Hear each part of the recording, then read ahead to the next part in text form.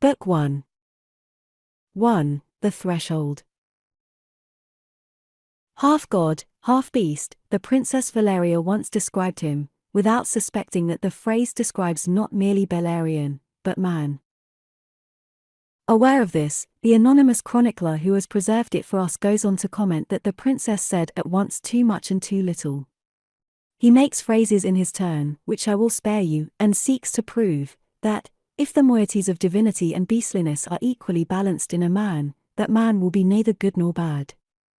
Then he passes on to show us a certain poor swineherd, who rose to ultimate eminence, in whom the godly part so far predominated that naught else was humanly discernible, and a great prince of whom more will be heard in the course of this narrative, who was just as the beasts that perish, without any spark of divinity to exalt him.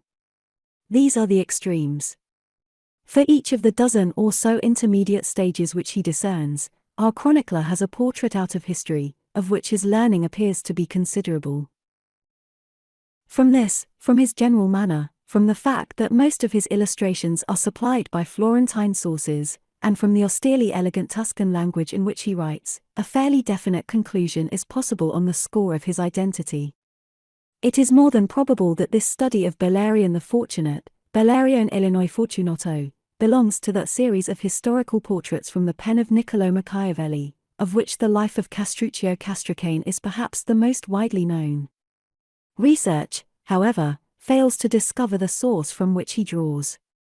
Whilst many of his facts agree completely with those contained in the voluminous, monkish Vita et Gesta Bellarionis, left us by Fra Serafino of Imola, whoever he may have been, yet discrepancies are frequent and irreconcilable. Thus, at the very outset, on the score of his name, Machiavelli, to cling to my assumption, tells us that he was called Bellarion not merely because he was a man of war, but because he was the very child of war, born as it were out of the very womb of conflict, e di guerra propriamente partorito. The use of this metaphor reveals a full acquaintance with the tale of the child's being plucked from the midst of strife and alarums. But Fra Serafino's account of the name is the only one that fits into the known facts. That this name should have been so descriptive of Bellarion's after-life merely provides one of those curious instances of homonymity in which history abounds. Continuing his comments upon the Princess Valeria's phrase, Machiavelli states that Bellarion's is not a nature thus to be packed into a sentence. Because of his perception of this fact, he wrote his biographical sketch. Because of my perception of it, I have embarked upon this fuller narrative. I choose to begin at a point where Bellarion himself may be said to make a certain beginning. I select the moment when he is to be seen standing upon the threshold of the secular world, known to him until that moment only from the writings of other men, yet better known to him thus than it is to many who have lived a lifetime among their fellows. After all, to view a scene from a distance is to enjoy advantages of perspective denied to the actors in that scene. Bellarion's reading had been prodigious. There was no branch of learning, from the theological fathers to Vegetius Hyginus on the art of war, to which he had not addressed his eager spirit. And his exhaustion of all immediately available material for study was one of the causes of his going forth from the peace of the convent of which he was a nursling, in quest of deeper wells of learning, to slake his hot intellectual thirst.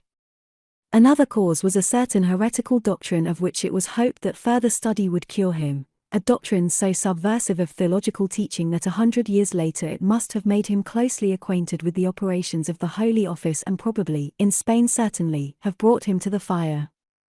This abominable heresy, fruit of much brooding, was that in the world there is not, nor can be, such a thing as sin. And it was in vain that the abbot, who loved him very dearly, sought by argument to convert him. It is your innocence that speaks.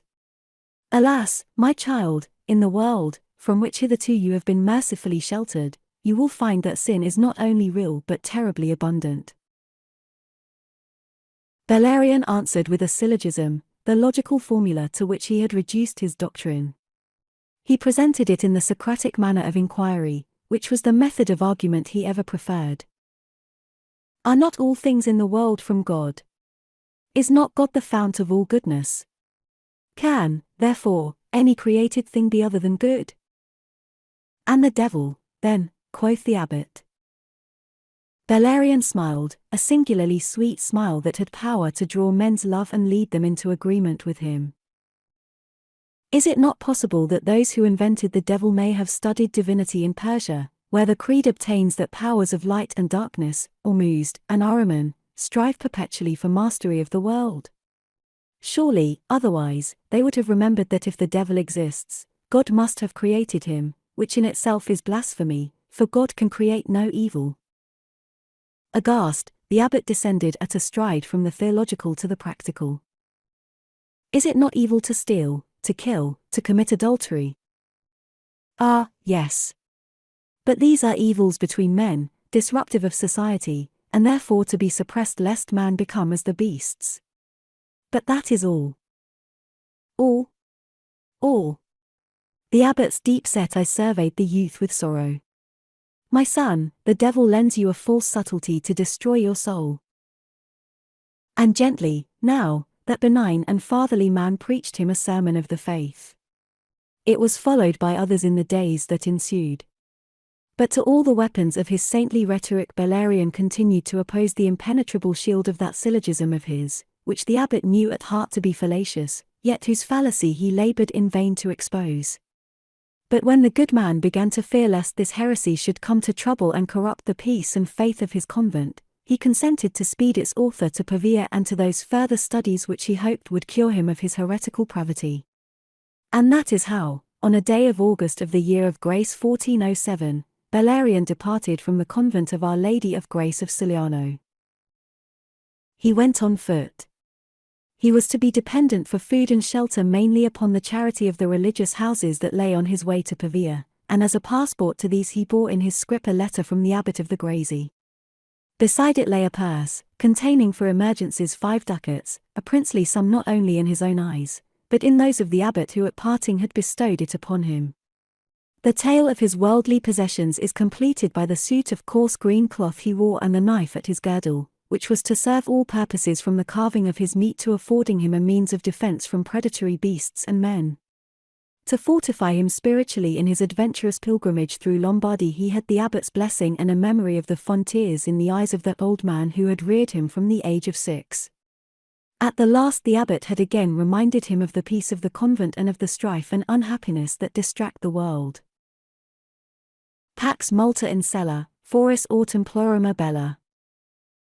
The mischief began, and you may account it symbolical, by his losing his way. This happened a mile or two beyond the township of Livorno.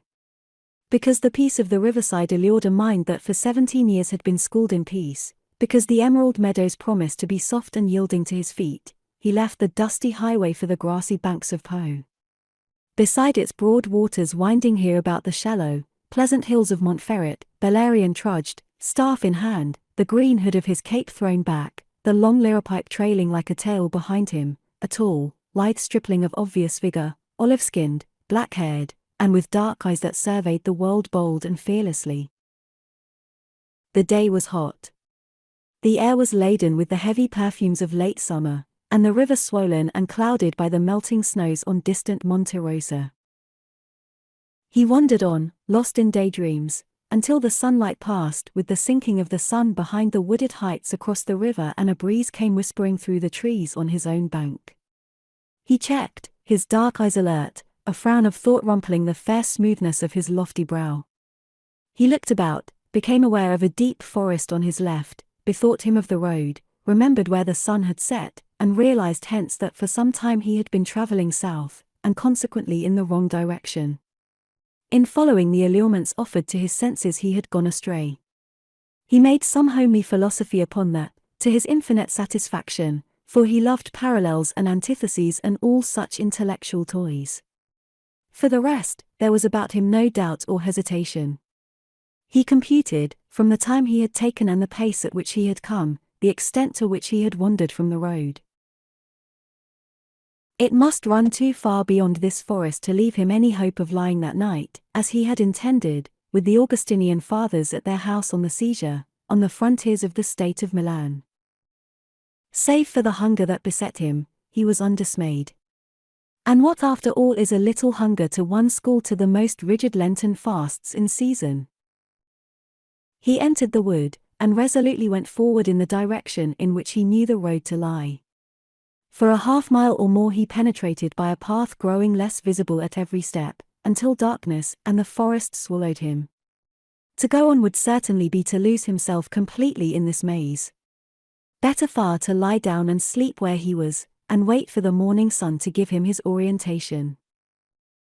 So he spread his cloak upon the ground, and this proving no harder as a couch than the pallet to which he was accustomed, he slept soundly and peacefully. When he awakened he found the sunlight in the forest and something else of almost more immediate interest, a man in the grey habit of a minor friar.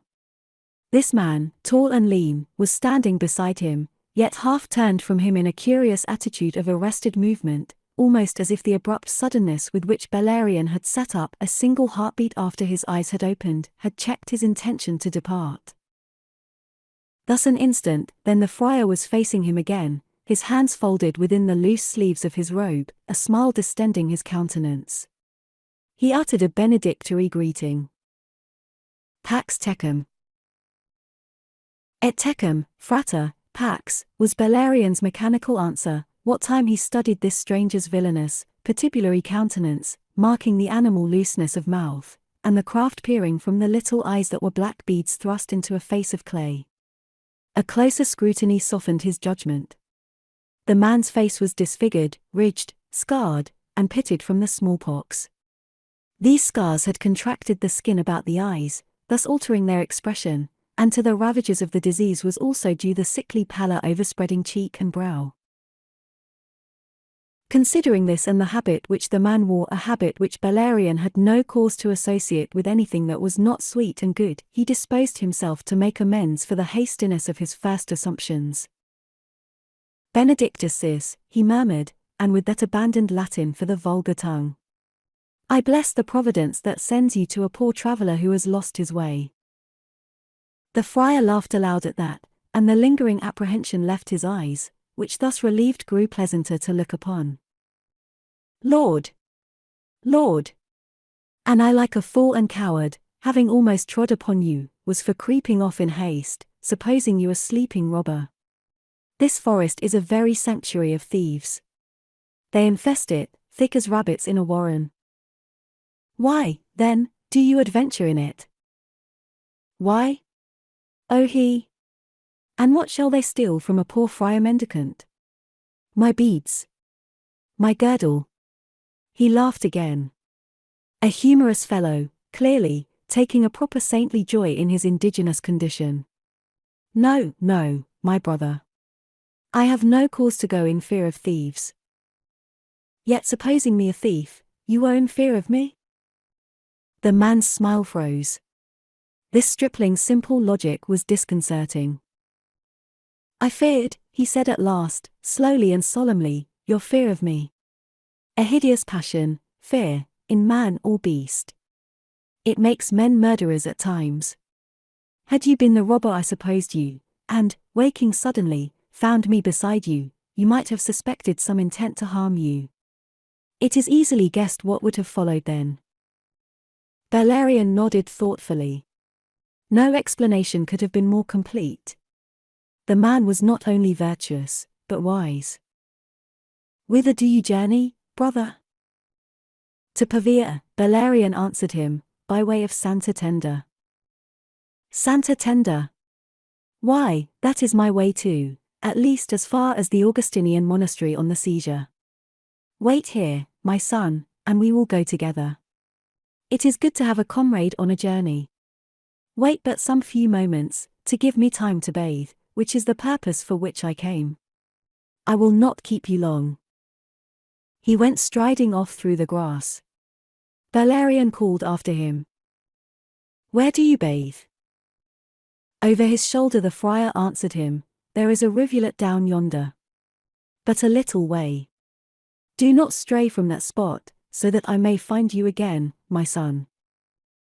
Bellarion thought the form of address an odd one. A Minorite is brother, not father, to all humanity. But it was no suspicion based on this that brought him to his feet. He was a youth of cleanly habits, and if there was water at hand, he too would profit by it. So he rose, picked up his cloak, and went off in the wake of the swiftly moving friar. When, presently, he overtook him, Bellarion made him a present of a proverb. "Who goes slowly, goes soundly. But never gets there," was the slightly breathless answer. "And it's still some way to the water." "Some way? But you said—" I was mistaken. One place is like another in this labyrinth. I am none so sure that I am not as lost as you are." It must have been so, for they trudged a full mile before they came to a brook that flowed westward towards the river.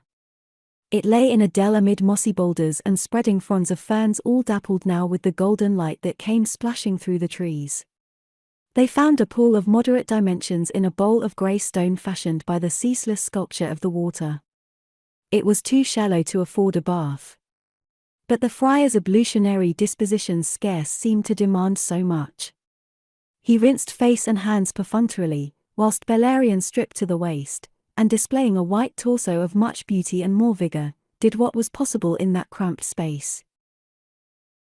After that the friar produced from one of the sack-like pockets of his habit an enormous piece of sausage and a loaf of rye bread. To Bellarion, who had gone supperless to bed, this was as the sight of manna in the desert. "Little brother," he cooed in sheer delight. "Little brother." Aye. We have our uses, we little brothers of St. Francis." The Minorite sliced the sausage in 2 equal halves. "We know how to provide ourselves upon a journey." They fell to eating, and with the stilling of his hunger Bellarion experienced an increasing kindliness to this good Samaritan. At the friar's suggestion that they should be moving so as to cover the greater part of the road to Casole before the noontide heat, Bellarion stood up, brushing the crumbs from his lap. In doing so his hand came in contact with the scrip that dangled from his girdle. "Saints of God," he ejaculated, as he tightened his clutch upon that bag of green cloth. The beady eyes of the Minorite were upon him, and there was blank inquiry in that ashen, corrugated face. "What is it, brother?" Bellarion's fingers groped within the bag a moment, then turned it inside out, to reveal its utter emptiness. He showed his companion a face which blended suspicion with dismay. "I have been robbed," he said. "Robbed," the other echoed, then smiled a pitying concern. "My surprise is less than yours, my son. Did I not say these woods are infested by thieves and robbers? Had you slept less soundly you might have been robbed of life as well. Render thanks to God, whose grace is discernible even in misfortune. For no evil befalls us that will not serve to show how much greater that evil might have been. Take that for comfort ever in adversity, my child." "I." Bellarion displayed ill humour, whilst his eyes abated nothing of their suspicious glance. It is easy to make philosophy upon the woes of others. Child, what is your woe? What is the full sum of it? What have you lost, when all is said?" 5 ducats and a letter." Bellarion flung the answer fiercely. 5 ducats. The friar spread his hands in pious remonstrance. "And will you blaspheme God for 5 ducats? Blaspheme? Is not your furious frame of mind a blasphemy, your anger at your loss where there should be a devout thankfulness for all that you retain? And you should be thankful, too, for the providence that guided my steps towards you in the hour of your need." "I should be thankful for that." Bellarion stressed the question with mistrust. The friar's countenance changed. A gentle melancholy invested it. "I read your thoughts, child, and they harbour suspicion of me." "Of me," he smiled. "Why, what a madness! Should I turn thief? Should I imperil my immortal soul for 5 paltry ducats? Do you not know that we little brothers of St. Francis live as the birds of the air, without thought for material things, our trust entirely in God's providence? What should I do with 5 ducats, or 500? Without a single minted coin, with no more than my gown and my staff I might journey from here to Jerusalem, living upon the alms that never fail us. But assurances are not enough for minds poisoned by suspicion. He flung wide his arms, and stood cruciform before the youth. "Come, child, make search upon me for your ducats, and so assure yourself. Come." Bellarion flushed, and lowered his head in shame. There is not the need," he answered lamely. "The gown you wear is a full assurance. You could not be what you are, and yet the thing that for a moment I—" He broke off. "I beg that you'll forgive my unworthiness, my brother." Slowly the friar lowered his arms. His eyes were smiling again. "I will be merciful by not insisting." He laid a hand, lean and long in the fingers as an eagle's claw, upon the young man's shoulder. "Think no more of your loss. I am here to repair it. Together we will journey. The habit of St. Francis is wide enough to cover both of us, and you shall not want for anything until you reach Pavia." Bellarion looked at him in gratitude. "It was Providence, indeed, that sent you. Did I not say so? And now you see it for yourself. Benedicamus Domin." To which Bellarion sincerely made the prescribed answer, "Deo gratias." 2. The Grey Friar. They made their way towards the road, not directly, but by a course with which Fr. Sulpicio, as the friar announced himself named, seemed singularly well acquainted. It led transversely across the forest. And as they went, Fr. Sulpicio plied Bellarion with questions. "There was a letter, you said, that was stolen with your gold." "Aye," Bellarion's tone was bitter. "A letter worth many times 5 ducats. Worth many times. A letter?" The incredulity on the friar's face was ludicrous. "Why, what manner of letter was that?" Bellarion, who knew the contents by heart, recited them word for word. Fr. Sulpicio scratched his head in perplexity. "I have Latin enough for my office, but not for this," he confessed, and finding Bellarion's searching glance upon him, he softened his voice to add, "Truly enough, we little brothers of St. Francis are not famed for learning. Learning disturbs humility." Bellarion sighed. "So I know to my cost," said he, and thereafter translated the lost letter. "This is our dearly beloved son Bellarion, a nutritus of this house, who goes hence to Pavia to increase his knowledge of the humanities. We commend him first to God and then to the houses of our own and other brethren orders for shelter and assistance on his journey, involving upon all who may befriend him the blessing of our Lord." The friar nodded his understanding. "It might have been a grievous loss, indeed.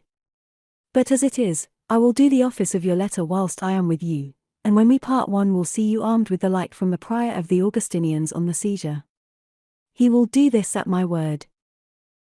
The young man thanked him with a fervour dictated by shame of certain unworthy suspicions which had recurred. Thereafter they trudged on a while in silence, broken by the friar at last. "And is your name Belisario, then?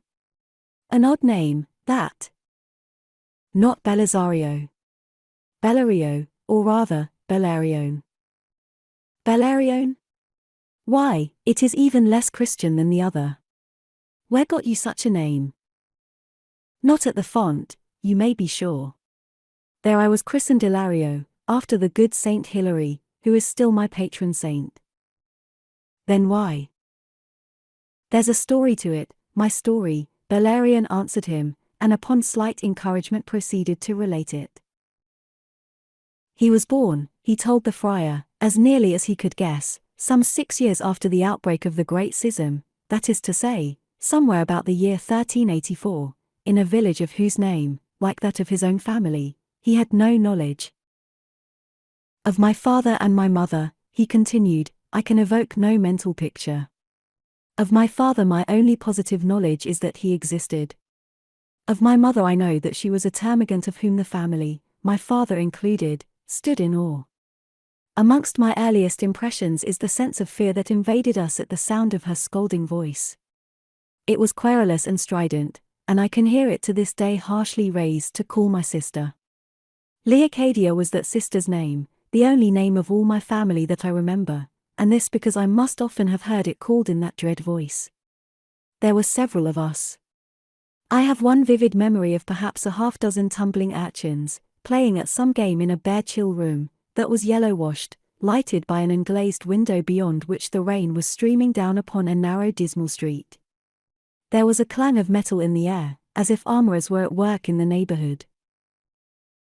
And we were in the charge, I remember, of that same Leocadia, who must have been the eldest of us.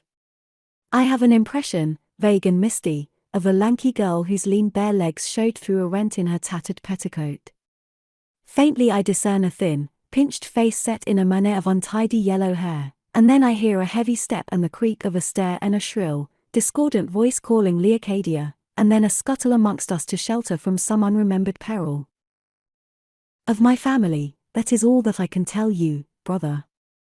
You'll agree, perhaps, that since my memory can hold so little it is a pity that it should hold so much. But for these slight impressions of my infancy I might weave a pleasant romance about it, conceive myself born in a palace and heir to an illustrious name. That these memories of mine concern the year 1389 or 1390 I know from what the abbot tells me, and also from later studies and deductions of my own. As you may know, there was at that time a bitter war being waged hereabouts between Ghibelline Montferrat and Guelphic Maria. It may have ravaged these very lands by which we travel now. One evening at the hour of dusk a foraging troop of Montferrat horse swept into my native place. There was pillage and brutality of every kind, as you can imagine. There was terror and confusion in every household, no doubt, and even in our own, although heaven knows we had little cause to stand in dread of pillage. I remember that as night descended we huddled in the dark listening to the sounds of violence in the distance, coming from what I now imagine to have been the more opulent quarter of that township. I can hear my mother's heavy breathing. For once she inspired no terror in us, being herself stricken with terror and cowed into silence. But this greater terror was upon us all, a sense of impending evil, of some horror advancing presently to overwhelm us. There was snivelling, whimpering sounds in the gloom about me from Leocadia and the other children. It is odd, how things heard have remained stamped upon my mind so much more vividly than things seen, which usually are more easily remembered. But from that moment my memory begins to grow clear and consecutive, perhaps from the sudden sharpening of my wits by this crisis. It was probably the instinct to withdraw myself beyond the reach of that approaching evil, which drew me furtively from the room. I remember groping my way in the dark down a steep crazy staircase, and tumbling down 3 stone steps at the door of that hovel into the mud of the street. I picked myself up, bruised and covered with filth. At another time this might have set me howling. Just then my mind was filled with graver concerns. In the open the noises were more distinct. I could hear shouts, and once a piercing scream that made my young blood run cold. Away on my right there was a red glow in the sky, and associating it with the evil that was to be escaped, I turned down the alley and made off, whimpering as I ran. Soon there was an end to the houses, and I was out of their shadow in the light of a rising moon on a road that led away through the open country into eternity as it must have seemed to me. From this I have since argued either that the township had neither gates nor walls, or else that the mean quarter we inhabited was outside and beyond them. I cannot have been above 5 years of age, and I must have been singularly sturdy, for my little legs bore me several miles that night, driven by unreasoning fear. At last I must have sunk down exhausted by the roadside, and there fallen asleep, for my next memory is of my awakening. It was broad daylight, and I was in the grasp of a big, bearded man who from his cap to his spurs was all steel and leather. Beside him stood the great bay horse from which he had just leaped, and behind him, filling the road in a staring, grinning, noisy cluster, was ranged a troop of fully 50 men with lances reared above them. He soothed my terrors with a voice incredibly gentle in one so big and fierce, and asked me who I was and whence I came, questions to which I could return no proper answers. To increase my confidence, perhaps, he gave me food, some fruit and bread, such bread as I had never tasted. "We cannot leave you here, baby," he said. "And since you don't know where you belong, I will take charge of you." I no longer feared him or those with him. What cause had I to fear them? This man had stroked and petted and fed me. He had used me more kindly than I could remember ever to have been used before. So when presently I was perched in front of him on the withers of his great horse, I knew no sense but one of entire satisfaction. Later that day we came to a town, whose inhabitants regarded us in cringing awe.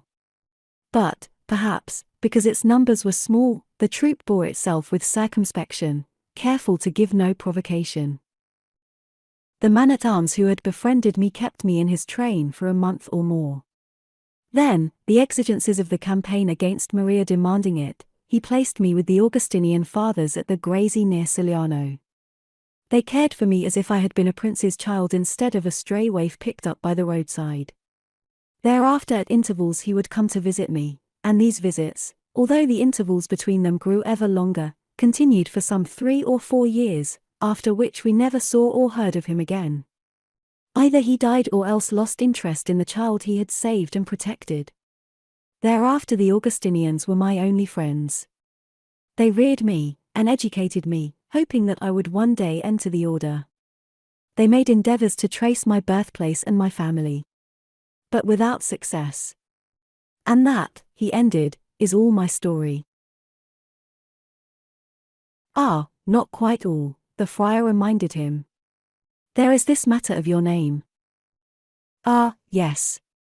On that first day when I rode with my man-at-arms we went to a tavern in the town I mentioned, and there he delivered me into the hands of the taverner's wife, to wash and clothe me. It was an odd fancy in such a man, as I now realize, but I am persuaded that whilst he rode that morning with my little body resting in the crook of his great arm, he conceived the notion to adopt me for his own. Men are like that, their natures made up of contradictory elements, and a rough, even brutal, soldier of fortune, not normally pitiful, may freakishly be moved to pity by the sight and touch of a poor waif astray by the roadside. And on that he fell to musing. But the name, the friar reminded him again. He laughed. Why, when the taverner's wife set me before him, scoured clean and dressed in a comely suit of green cloth, not unlike the suit I am wearing now, for I have affected green ever since in memory of him and of the first fair raiment I ever wore, which was of his providing, it may be that I presented a comely appearance. He stared at me in sheer surprise. I can see him now, seated on a 3-legged stool in a patch of sunlight that came through the blurred glass of the window, one hand on the knee of his booted leg, the other stroking his crisp black beard, his grey eyes conning me with an increasing kindliness. Come hither, boy, he bade me, and held out his hand. I went without fear or hesitation. He rested me against his knee, and set a hand upon my head still tingling from its recent combing. What did you tell me is your name? He asked. Ilario, I answered him. He stared a moment, then a smile half scornful broke upon his rugged, weather-beaten face. Ilario, thou? With that solemn countenance and those big melancholy eyes.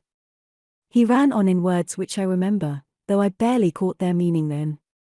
Was there ever an Ilario less hilarious? There's no hilarity about you, child, nor ever has been, I should judge. Ilario. 4. Bellario, rather, with such a face. Is he not a lovely lad?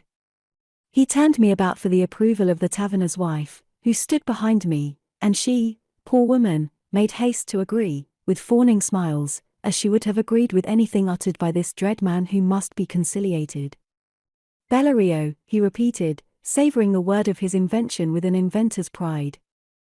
That were a better name for him, indeed. And by the host, Bellario he shall be renamed. Do you hear me, boy? Henceforth you are Bellario. Thus, he explained, the name so lightly bestowed became his own, and later because of his rapid and rather excessive growth, the monks at the Grazi fell into the habit of calling him Bellarion, or Big Bellario. It still wanted an hour or so to noon when the twain emerged from the forest onto the open road. A little way along this they came upon a homestead set amid rice fields, now denuded, and vineyards where men and women were at the labours of the vintage, singing as they harvested the grape. And here Bellarion had an instance of how the little brothers of St. Francis receive alms without being so much as put to the trouble of asking for them. For at sight of the friar's grey frock, one of the labourers, who presently announced himself the master of the homestead, came hurrying to bid them stay and rest and join the household at dinner, of which the hour was at hand. They sat down to rough, abundant fare in the roomy kitchen, amid the members of that considerable family, sharing with them the benches set against a trestle table of well-scoured deal. There was a cereal porridge, spread, like mortar, upon a board into which each dipped a wooden spoon, and, after this, came strips of roast kid with boiled figs and bread moist and solid as cheese. To wash all down there was a rough red wine, sharp on the palate, but wholesome and cool from the cellar, of which the friar drank over copiously. They numbered a round dozen at table, the old peasant and his wife, a nephew, and 7 children of full age, 3 of whom were young women, red-lipped, dark-skinned, deep-bosomed wenches with lusty brown arms and bright eyes which were over-busy about Bellarion for his ease. Once, across the board, he caught the eye of the friar, and about these and the fellow's loose lips there played a smile of sly and unpleasant amusement at Bellarion's uneasiness under these feminine attentions. Later, when F.I. Sulpizio's excessive consumption of wine had brought a flush to the cheekbones of that pallid face and set a glitter in the beady eyes, Bellarion caught him pondering the girls with such a wolfish leer that all his first instincts against the man were roused again, and not the thought of his office or the contemplation of his habit could efface them. After dinner the friar must rest a while, and Bellarion beguiled the time of waiting, which was also the time of siesta in which all labour is suspended, by wandering in the vineyard whither the peasants' daughters led him, and where they engaged him in chatter that he found monstrous tedious and silly. Yet but for this and the fact that the vineyard bordered on the road, Bellarion's association with the friar would have ended there, and all his subsequent history must have been different indeed. The Minorite siesta was shorter than might have been expected, and when something less than an hour later he resumed his journey, so confused was he by sleep and wine that he appeared to have forgotten his companion quite. Had not Bellarion seen him striding away along the road to Casole, it is certain the young man would have been left behind. Nor did he manifest much satisfaction when Bellarion came running after him. The scowl on his face argued displeasure. But his excuses and his explanations that he was but half awake permitted the assumption that it was himself with whom he was displeased. He moved briskly now, swinging his long legs in great strides, and casting ever and anon a glance behind him. Bellarion offered a remonstrance at the pace, a reminder that Casole was but some 2 leagues away and they had the afternoon in which to reach it. "If I go too fast for you, you may follow at your leisure," the friar grumbled. It was for an instant in Bellarion's mind to take him at his word, then, partly perversity, and partly a suspicion which he strove in vain to stifle, overcame his natural pride. "No, no, little brother. I'll accommodate my pace to yours, as befits." A grunt was the only answer, nor, indeed, although Bellarion made several attempts to resume conversation, was there much said between them thereafter as they trudged on in the heat of the afternoon along the road that crosses the fertile plains from Trino to Casole. They did not, however, proceed very far on foot. For, being presently overtaken by a string of 6 or 7 mules with capacious panniers slung on either flank, the leading beast bestridden by the muleteer, Bellarion received another demonstration of how a little brother of Saint Francis may travel upon charity. As the column advanced upon them at a brisk trot, F.I. Sulpizio stepped to the middle of the road, with arms held wide as if to offer a barrier. The muleteer, a brawny, black-bearded fellow, drew rein within a yard of him. "What now, little brother? How can I serve you?" "The blessing of God upon you, brother. Will you earn it by a little charity besought in the name of the blessed Francis? If your beasts are not overladen, will you suffer them to carry a poor footsore Franciscan and this gentle lad into Casole?" The muleteer swung one cross-gartered leg over to the side of the other and slipped to the ground, that he might assist them to mount, each on one of the more lightly laden mules. Thereupon, having begged and received F.I. Sulpizio's blessing, he climbed back into his own saddle and they were off at a sharp trot. To Bellarion the experience of a saddle, or of what did duty for a saddle, was as novel as it was painful, and so kept his thoughts most fully engaged. It was his first essay in equitation, and the speed they made shook and tossed and bruised him until there was not a bone or muscle in his body that did not ache. His humour, too, was a little bruised by the hilarity which his efforts to maintain his seat excited in his two companions. Thankful was he when they came in sight of the brown walls of Casole. These surged before them almost suddenly in the plain as they took a bend of the road, for the city's level position was such as to render it inconspicuous from afar. The road led straight onto the San Stefano gate, towards which they clattered over the drawbridge spanning the wide moat.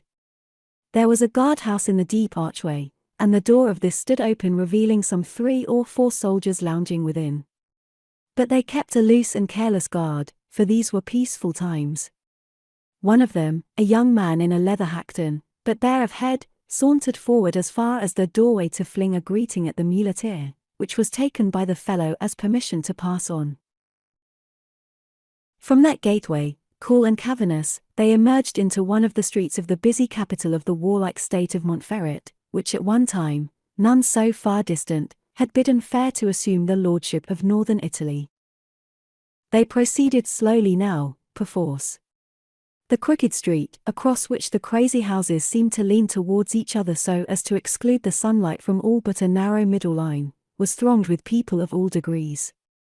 It was ever a busy thoroughfare, this street of San Stefano, leading from the gate of that name to the cathedral square, and from his post of vantage on the back of the now ambling mule, Bellarion, able at last to sit unshaken, looked about him with deep interest upon manifestations of life known to him hitherto through little more than the imagination which had informed his extensive reading. It was market day in Casole, and before the shops the way was blocked by trestle tables, on which the merchants displayed their wares, shouting their virtues to lure the attention of the wayfarers. Through this they came, by low and narrow archways, to an even greater bustle in the open space before the cathedral, founded, as Bellarion knew, some 700 years before by Liutprand, king of the Lombards. He turned to stare at the Roman architecture of the red and white façade, flanked by slender square towers, each surmounted by an hexagonal extinguisher roof. He was still considering the cruciform windows when the mule halted and recalled his attention. Ahead of him F.I. Sulpizio was slipping to the ground, bestowing thanks and invoking the blessings of God upon the muleteer. Bellarion dismounted, a little stiff from his ride and very thankful to be at the end of it. The muleteer flung them a "God guard you" over his shoulder, and the string of mules passed on. "And now, brother, we'll seek a supper, if you please," the friar announced. To seek it was natural enough, but hardly, thought Bellarion, in the tavern across the square, whither he was led. On the threshold, under the withered bough that was hung as a sign above the portal, the young man demurred, protesting that one of the religious houses of the town were a fitter resort, and its charitable shelter more suitable to a friar mendicant. "Why, as to charity," quoth F.I. Sulpizio, "it is on charity I depend.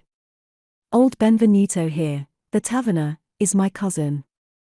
He will make us free of his table, and give me news of my own folk at the same time. Is it not natural and proper that I seek him?" Reluctantly Bellarion was forced to agree. And he reminded himself, to buttress a waning faith in his companion, that not once had he voiced a suspicion of the friar's actions to which the friar's answer had not been ready and complete. 3. The Door Ajar. The event which was to deviate Bellarion so abruptly and brutally from the peaceful ways of a student and a scholar, and to extinguish his cherished hopes of learning Greek at Pavia under the far-famed Messer Chrysolares, was upon him so suddenly and so unheralded that he scarcely realized it until it was overpast. He and the friar had supped in the unclean and crowded common room of the hostelry of the Stag, so called, it is presumed, in honor of the lords of Montferrat, who had adopted the stag as their device, and it is to be confessed that they had supped abundantly and well under the particular auspices of Ser Benvenuto, the host, who used his cousin F.I. Sulpizio with almost more than cousinly affection. He had placed them a little apart from the noisy occupants of that low-ceilinged, grimy chamber, in a recess under a tall, narrow window, standing open, so that the stench, compounded of garlic, burnt meats, rancid oil, and other things, which pervaded the apartment was here diluted for them by the pure evening air. And he waited upon them himself, after a protracted entertainment with the friar, conducted in a mutter of which nothing reached Bellarion. He brought them of his best, of which the most conspicuous item was a lean and stringy fowl, and he produced for them from his cellar a flask of Valtelline which at least was worthy of a better table. Bellarion, tired and hungry, did justice to the viands, without permitting himself more than a passing irritation at his companion's whining expositions of the signal advantages of travelling under the aegis of the blessed Francis. The truth is that he did not hear more than the half of all that Fi Sulpicio found occasion to urge. For one thing, in his greed, the friar spoke indistinctly, slobbering the while at his food. For another, the many tenants of the inn were very noisy. They made up a motley crowd, but had this in common, that all belonged to the lower walks of life, as their loud, coarse speech, freely interlarded with blasphemy and obscenity, abundantly bore witness. There were some peasants from Romalia or Torcella, or perhaps from Terranova beyond the Po, who had come there to market, rude, brawny men for the most part, accompanied by their equally brawny, bare-legged women. There were a few labourers of the town and others who may have been artisans, one or two of them, indeed, so proclaimed by their leather aprons, and at one table a group of 4 men and a woman were very boisterous over their wine. The men were soldiers, so to be judged at a glance from their leather hacktons and studded girdles with heavy daggers slung behind. The woman with them was a gaudy, sinuous creature with haggard, painted cheeks, whose mirth, now shrill, now raucous, was too easily moved. When first he heard it Bellarion had shuddered.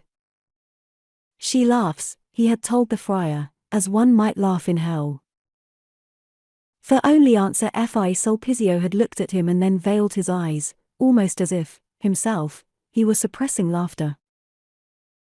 Soon, however, Bellarion grew accustomed to the ever-recurring sound and to the rest of the din, the rattle of platters and drinking cans, the growling of a dog over a bone it had discovered among the foul rushes rotting on the bare earthen floor. Having eaten, he sat back in his chair, a little torpid now, and drowsy. Last night he had lain in the open, and he had been afoot almost since dawn. It is little wonder that presently, whilst again the taverner was muttering with his cousin the friar, he should have fallen into a doze. He must have slept some little while, a half-hour, perhaps, for when he awakened the patch of sunlight had faded from the wall across the alley, visible from the window under which they sat today. This he did not notice at the time, but remembered afterwards. In the moment of awakening, his attention was drawn by the friar, who had risen, and instantly afterwards by something else, beyond the friar. At the open window behind and above Fi Sulpicio there was the face of a man. Upon the edge of the sill, beneath his face, were visible the fingers by which he had hoisted himself thither. The questing eyes met Bellarion's, and seemed to dilate a little, the mouth gaped suddenly. But before Bellarion could cry out or speak, or even form the intention of doing either, the face had vanished. And it was the face of the peasant with whom they had dined that day. The friar, warned by Bellarion's quickening stare, had swung round to look behind him. But he was too late, the window space was already empty. "What is it?" he asked, suddenly apprehensive. "What did you see?"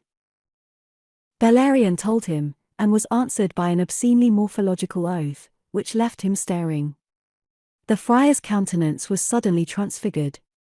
A spasm of mingled fear and anger bared his fangs, his beady eyes grew cruel and sinister. He swung aside as if to depart abruptly, then as abruptly halted where he stood. On the threshold surged the peasant, others following him. The friar sank again to his stool at the table, and composed his features. "Yonder he sits, that friar rogue. That thief." Thus the peasant as he advanced. The cry, and, more than all, the sight of the peasant's companions, imposed a sudden silence upon the babel of that room. First came a young man, stalwart and upright, in steel cap and gorget, booted and spurred, a sword swinging from his girdle, a dagger hanging on his hip behind, a little crimson feather adorning his steel cap proclaiming him an officer of the Captain of Justice of Casole. After him came 2 of his men armed with short pikes. Straight to that table in the window recess the peasant led the way. There he is. This is he. Belligerently he thrust his face into the friar's, leaning his knuckles on the table's edge. Now, rogue, he was beginning furiously, when Fr. Sulpicio, raising eyes of mild astonishment to meet his anger, gently interrupted him. Little brother, do you speak so to me? Do you call me rogue? Me? He smiled sadly, and so calm and gently wistful was his manner that it clearly gave the peasant pause. A sinner I confess myself, for sinners are we all. But I am conscious of no sin against you, brother, whose charity was so freely given me only today. That saintly demeanor threw the peasant's simple wits into confusion. He was thrust aside by the officer. What is your name? Fr. Sulpicio looked at him, and his look was laden with reproach. My brother, he cried. Attend to me, the officer barked at him, this man charges you with theft. With theft? Fr. Sulpicio paused and sighed.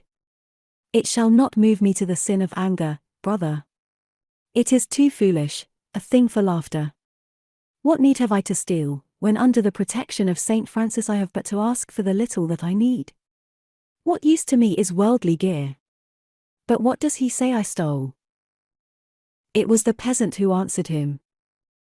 30 florins, a gold chain, and a silver cross from a chest in the room where you rested. Bellarion remembered how the friar had sought to go slinking off alone from the peasant homestead, and how fearfully he had looked behind him as they trudged along the road until overtaken by the muleteer. And by the muleteer it would be, he thought, that they had now been tracked. The officer at the gate would have told the peasant of how the friar and his young companion in greed had ridden in, then the peasant would have sought the muleteer, and the rest was clear as it was to him that his companion was a thieving rogue, and that his own 5 ducats were somewhere about that scoundrel's person. In future, he swore, he would be guided by his own keen instincts and the evidence of his senses only, and never again allow a preconception to befool him. Meanwhile, the friar was answering. So that not only am I charged with stealing, but I have returned evil for good, I have abused charity. It is a heavy charge, my brother, and very rashly brought. There was a murmur of sympathy from the staring, listening company, amongst whom many lawless ones were, by the very instinct of their kind, ready to range themselves against any who stood for law. The friar opened his arms, wide and invitingly. Let me not depart from my vows of humility in the heat of my own defense. I will say nothing. Do you, sir, make search upon me for the gear which this man says I have stolen, though all his evidence is that it chanced to be in a room in which for a little while I rested. To accuse a priest, said someone in a tone of indignation, and a murmur arose at once in sympathy. It moved the young officer to mirth. He half swung on his heel so as to confront those mutterers. A priest, he jeered. Then, his keen eyes flashed once more upon the friar. When did you last say Mass? Before that simple question Fr. Sulpicio seemed to lose some of his assurance. Without even giving him time to answer, the officer fired another question. What is your name? My name? The friar was looking at him from eyes that seemed to have grown beadier than ever in that white, pitted face. I'll not expose myself to ribald unbelief. You shall have written proof of my name. Behold. And from his gown he fetched a parchment, which he thrust under the soldier's nose. The officer conned it a moment, then his eyes went over the edge of it back to the face of the man that held it. How can I read it upside down? The friar's hands, which shook a little, made haste to turn the sheet.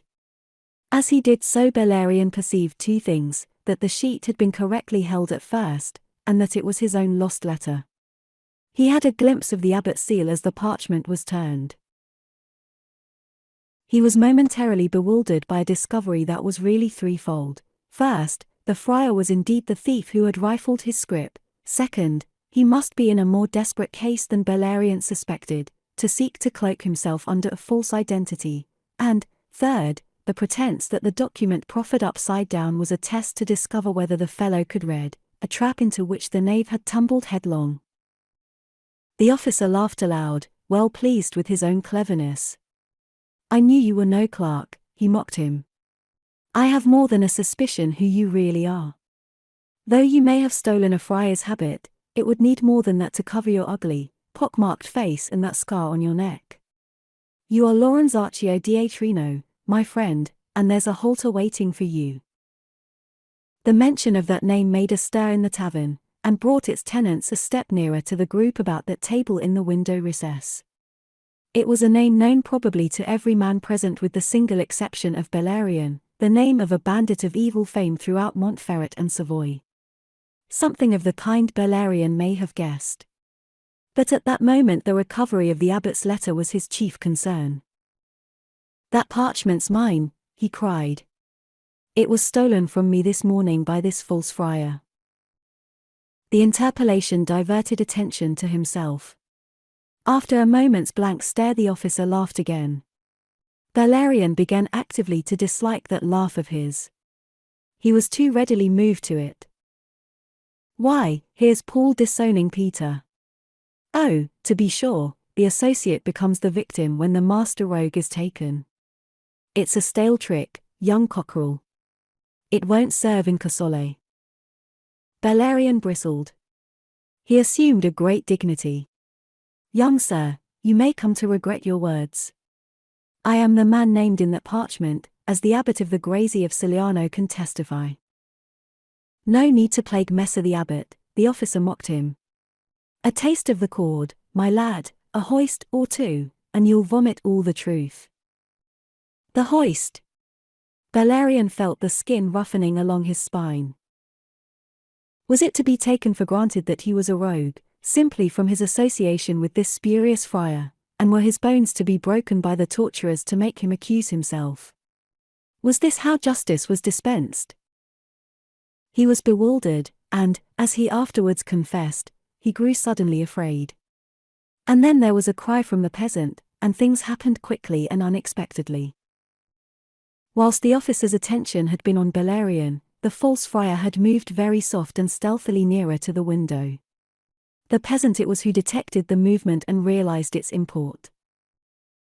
"Lay hands on him," he cried, in sudden alarm lest his florins and the rest should take flight again, and, that alarm sparing him, himself he leapt to seize Lorenzaccio by arm and shoulder.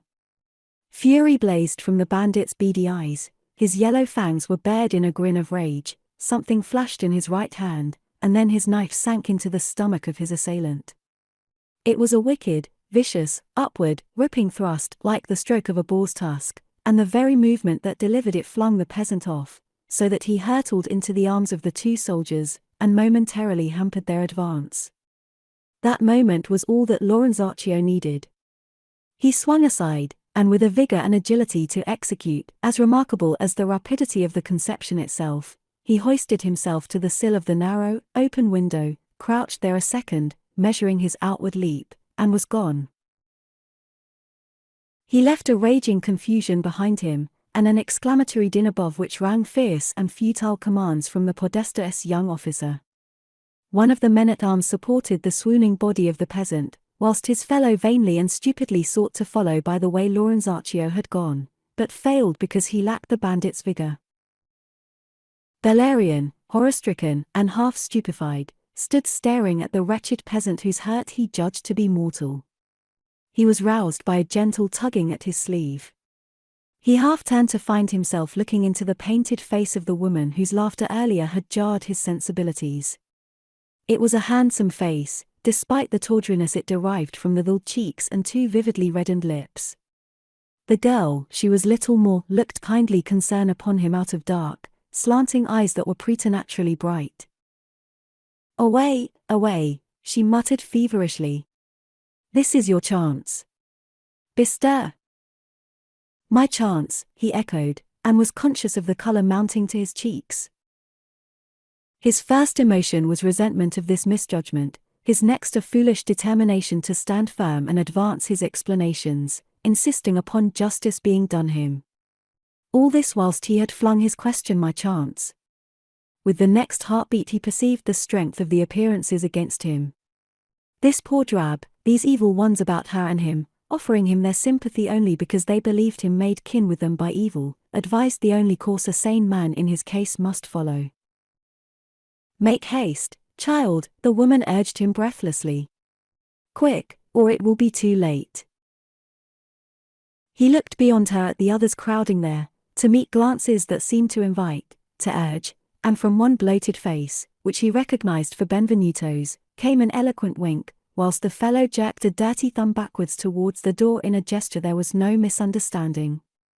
Then, as if Bellarion's sudden resolve had been reflected in his face, the press before him parted, men and women shouldered and elbowed a way for him. He plunged forward. The company closed behind him, opening farther ahead, closed again as he advanced and again opened before him, until his way to the door was clear. And behind him he could hear the young officer's voice raised above the din in oaths and imprecations, urging his men-at-arms to clear away with their pikes, calling upon those other soldiers lounging there to lend a hand, so as to make sure, at least, of one of these two rogues. But that rascally company, it seemed, was skilled in the tactics the occasion needed. Honest men there may have been, and no doubt there were amongst them. But they were outnumbered, and, moreover, honest though they might be, they were poor folk, and therefore so far in sympathy perhaps with an unfortunate lad as not to hinder him even if they would not actively help. And meanwhile the others, making pretense of being no more than spectators, solicitous for the condition of the peasant who had been stabbed, pressed so closely about the officer and his men that the latter had no room in which to swing their pikes. All this Bellarion guessed, by the sounds behind him, rather than saw. For he gave no more than a single backward glance at that seething group as he flung across the threshold, out of the evil-smelling chamber into the clean air of the square. He turned to the left, and made off towards the cathedral, his first thought being to seek sanctuary there. Then, realizing that thus he would but walk into a trap, he dived down an alley just as the officer gained the tavern door, and with a view halloo started after him, his two pikemen and the other soldiers clattering at his heels. As Bellarion raced like a stag before hounds down that narrow street of mean houses in the shadow of Liutprand's great church, it may well be that he recalled the abbot's parting words, "Pax multa in cella, foris autem plorima bella," and wished himself back in the tranquillity of the cloisters, secure from the perils and vexations of secular existence. This breathless flight of his seemed to him singularly futile and purposeless. He knew what he was running from, but not what he might be running to, nor indeed whither to run at all. And for escape, knowledge of the latter is as important as of the former. Had not instinct, the animal instinct of self-preservation, been stronger than his reason, he would have halted, saved his breath, and waited for his pursuers to overtake him. For he was too intelligent to wear himself in attempting to escape the inescapable. Fortunately for him, the instinct of the hunted animal sent him headlong forward in despite of reason. And presently there was reason, too, to urge him. This when he realized that, after all, his pursuers were not as fleet of foot as himself. Be it from their heavy boots and other accoutrements, be it from his greater youth and more Spartan habits of life, he was rapidly outdistancing them, and thus might yet succeed in shaking them off altogether. Then, too, he reflected that if he kept a straight course in his flight, he must end by reaching the wall of this accursed city, and by following this must gain one of the gates into the open country. It was close on sunset. But there would be at least a full hour yet before the gates were closed. Heartened, he sped on, and only once was he in any danger. That was when the straight course he laid himself brought him out upon an open square, along one side of which ran a long grey building with a noble arcade on the ground level. There was a considerable concourse of people moving here both in the open and under the arches, and several turned to stare at that lithe green figure as it sped past. Caring nothing what any might think, and concerned only to cross that open space as quickly as possible, Bellarion gained the narrow streets beyond. Still intent upon keeping a straight line, he turned neither to right nor to left. And presently he found himself moving no longer between houses, but along a grass-grown lane, between high brown walls where the ground underfoot was soft and moist. He eased the pace a little, to give his aching lungs relief, nor knew how nearly spent he was until the peace of his surroundings induced that lessening of effort. It lessened further, until he was merely walking, panting now, and gasping, and mopping the sweat from his brow with the back of his hand.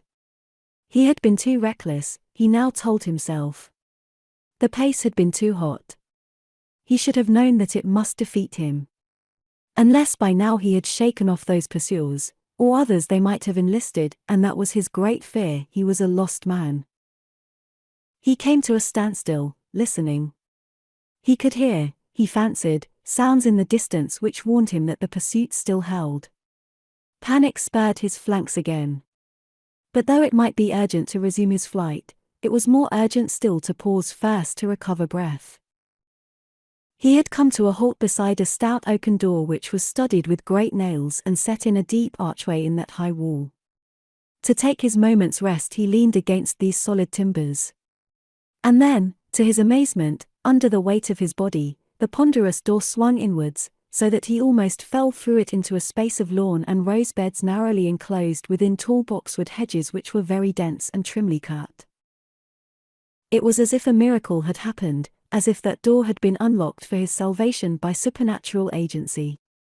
Thus thought he in that moment of exaggerated reaction from his panic, nor stayed to reflect that in entering and enclosing and bolting that door, he was as likely to entrap as to deliver himself. There was a deep sill, some 2 feet above the ground, on the inner side. On this Bellarion sat down to indulge the luxury of a sense of security. But not for very long. Presently steps, quick and numerous, came pattering down that lane, to an accompaniment of breathless voices. Bellarion listened, and smiled a little. They would never guess that he had found this door ajar. They would pass on, continuing their now fruitless quest, whilst he could linger until night descended. Perhaps he would spend the night there, and be off in the morning by the time the gates of the city should have been reopened. Thus he proposed. And then the steps outside came to a sudden halt, and his heart almost halted with them. He paused hereabouts, said a gruff voice. Look at the trodden ground. That was a shrew-eyed sleuth, thought Bellarion as he listened fearfully. Does it matter, quoth another. Will you stand pausing too whilst he makes off? Come on. He went this way, we know. Hold, numbskull.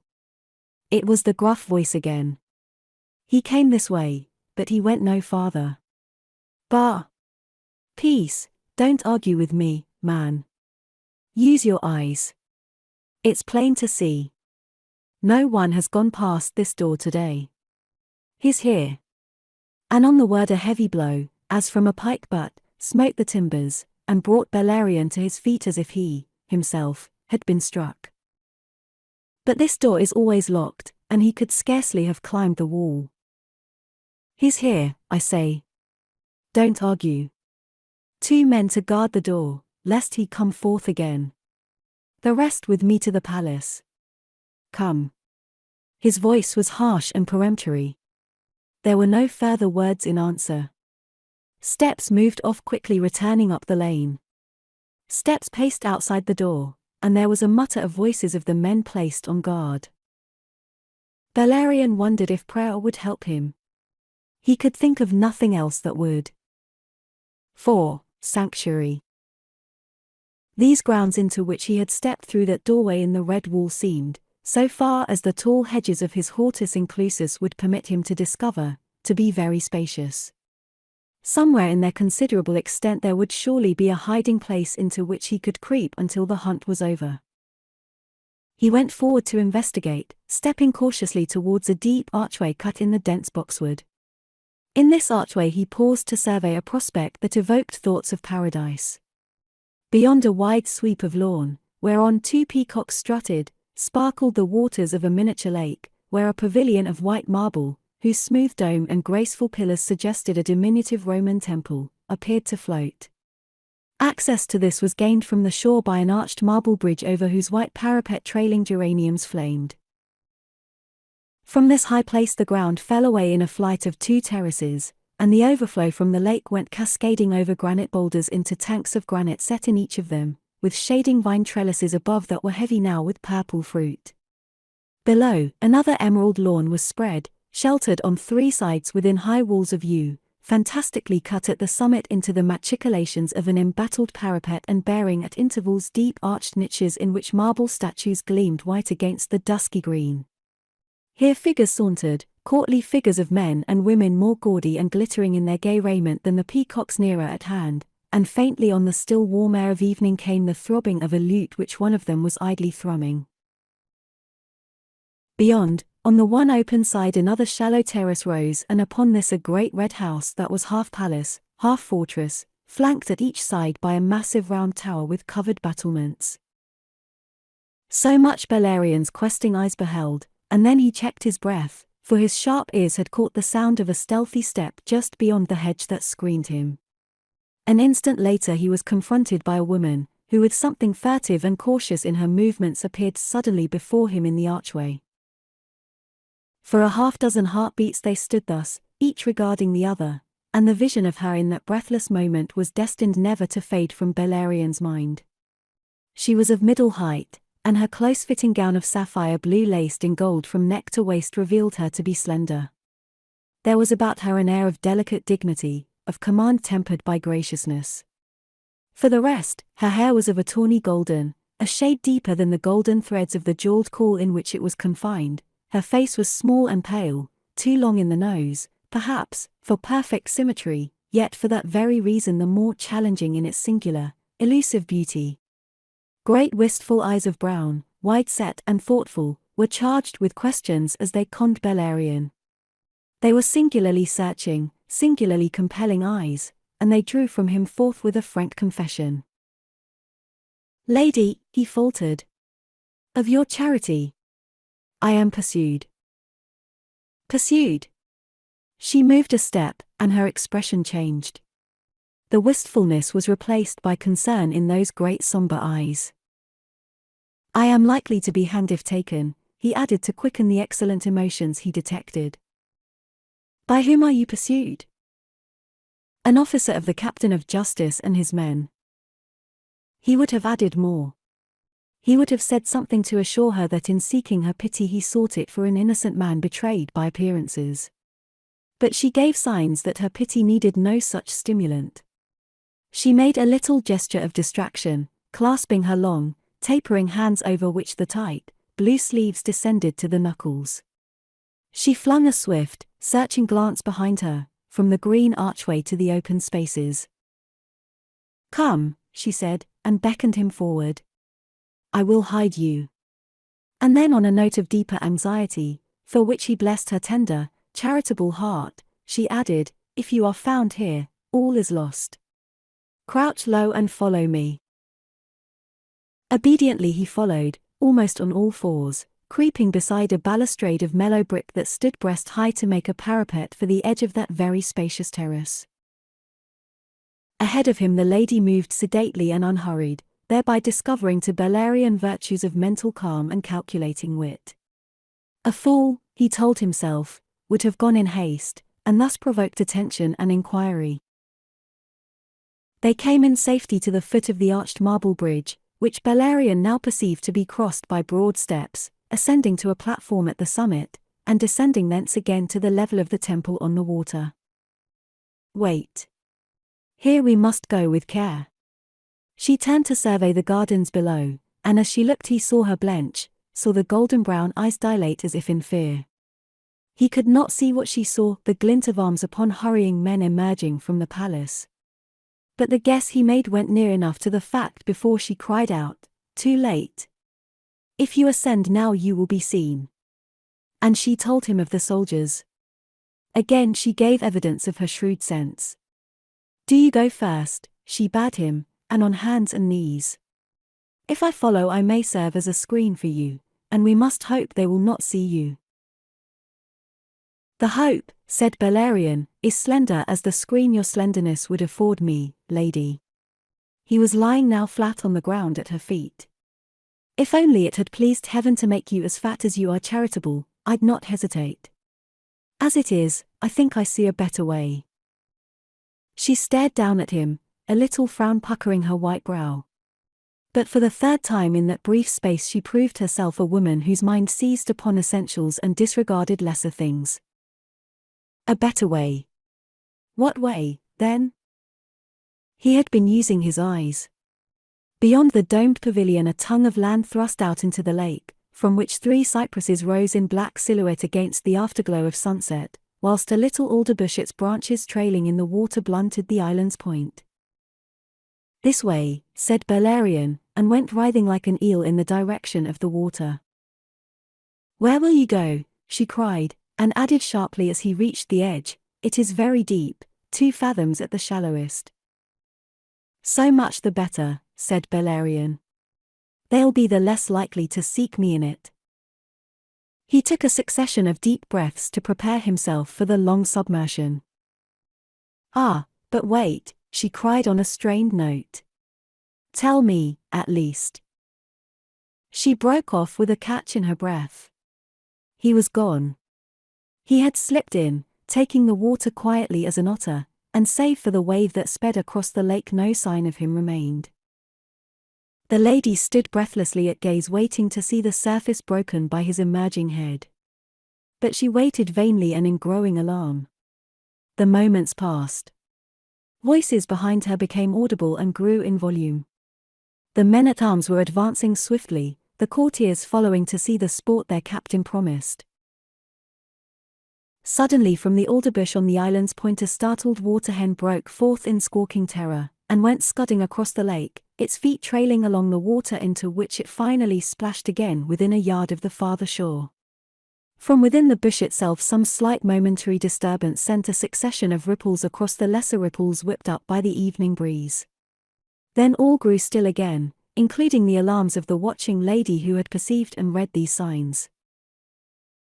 She drew closer about her white, slender shoulders a little mantle edged with minever, and moved like one impelled by natural curiosity to meet the soldiers who came surging up the terrace steps.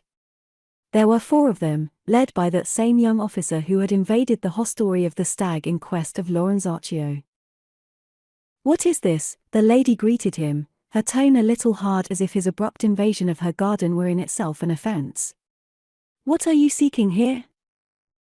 "A man, Madonna," the captain answered her shortly, having at the moment no breath for more.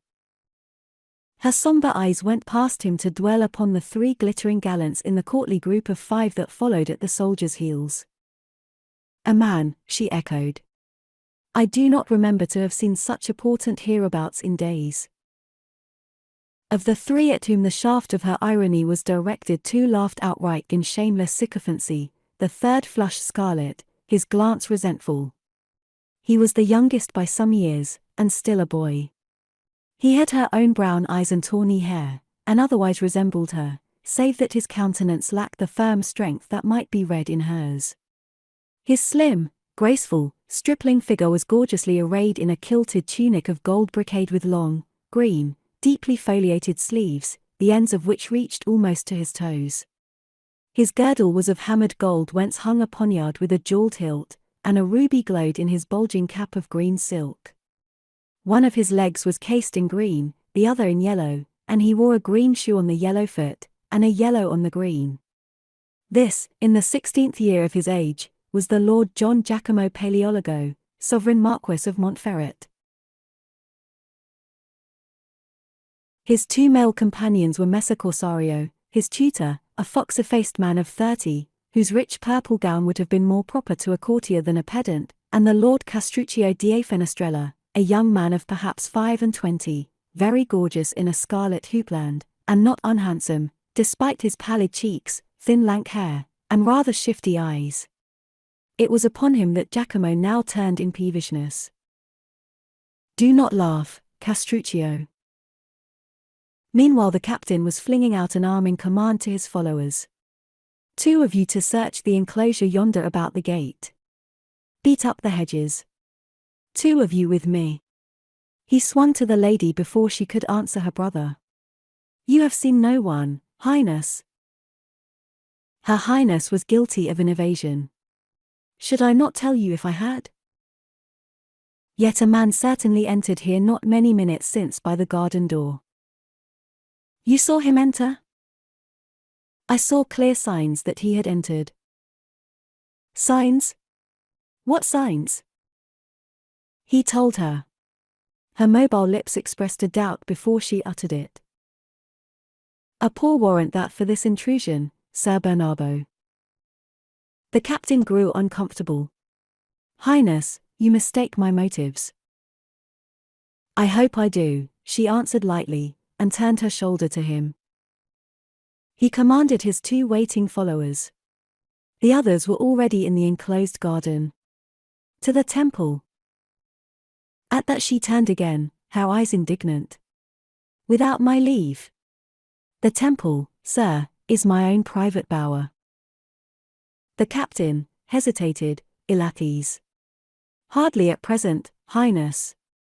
It is in the hands of the workmen, and this fellow may be hiding there. He is not. He could not be in the temple without my knowledge.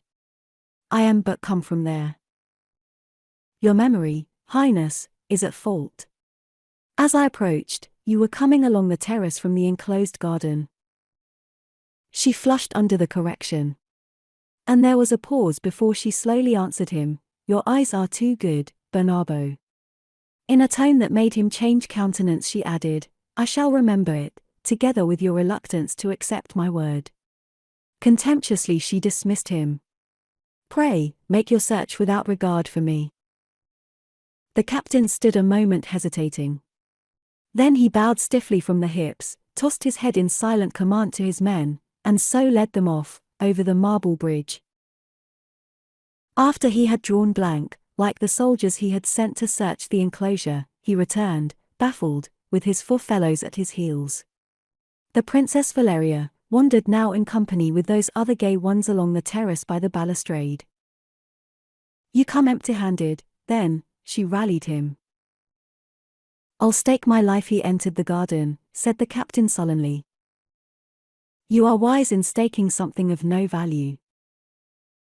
He disregarded alike the taunt and the titter it drew from her companions. I must report to His Highness. Do you say positively, Madonna, that you did not see this fellow? Lord, man! Do you still presume to question me? Besides, if you're so confident, why waste time in questions? Continue your search. The captain addressed himself to her companions. You, sirs and ladies, did you have no glimpse of this knave, a tall youngster, dressed in green? In green, cried the Lady Valeria. Now that is interesting. In green? A dryad, perhaps, or, perhaps my brother here. The captain shook his head. That is not possible. Nor am I in green, added the young Marquis. Nor have I been outside the garden. She mocks you, Messer Bernardo. It is her cursed humour. We have seen no one. Nor you, Messer Corsario. Pointedly now the captain addressed the pedant, as by his years and office the likeliest, to return him a serious answer. Indeed, no, the gentleman replied. But then, he added, we were some way off, as you observed. Madonna, however, who was up here, asserts that she saw no one. Ah! But does she so assert it? The captain insisted. The Lady Valeria looked him over in chill disdain. You all heard what I said. Repetition is a weariness. You see, the captain appealed to them. Her brother came to his assistance. Why can't you answer plainly, and have done, Valeria? Why must you forever remember to be witty? Why can't you just say no?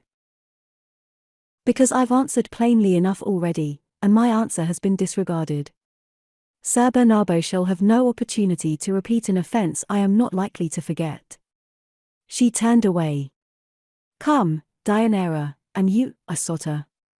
It is growing chill. With her ladies obediently following her, she descended towards the lower gardens and the palace. Messer Bernabo stroked his chin, a man nonplussed. The Lord Castruccio chided him.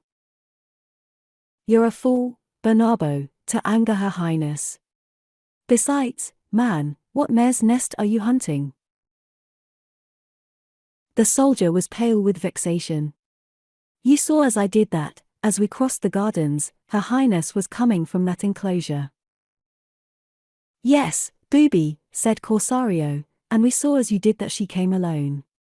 If a man entered by that gate as you say, he got no farther than the enclosed garden, and this your men have searched already.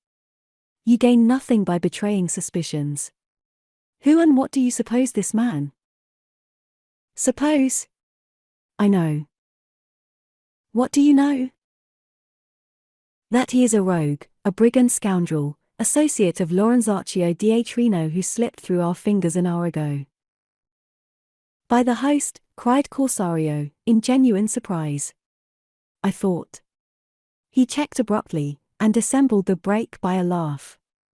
"And can you dream that the Lady Valeria would harbor a robber?" "Can I dream, can any man dream, what the Lady Valeria will do?" "I could dream that she'll put your eyes out if ever the power is hers," lisped the Lord of Fenestrella with the malice that was of his nature. "You heard her say they are too good, and that she'll remember it. You should be less ready to tell her all you see. He is a fool who helps to make a woman wise." The Marquis laughed to applaud his friend's philosophy, and his glance approved him fawningly. The young soldier considered them.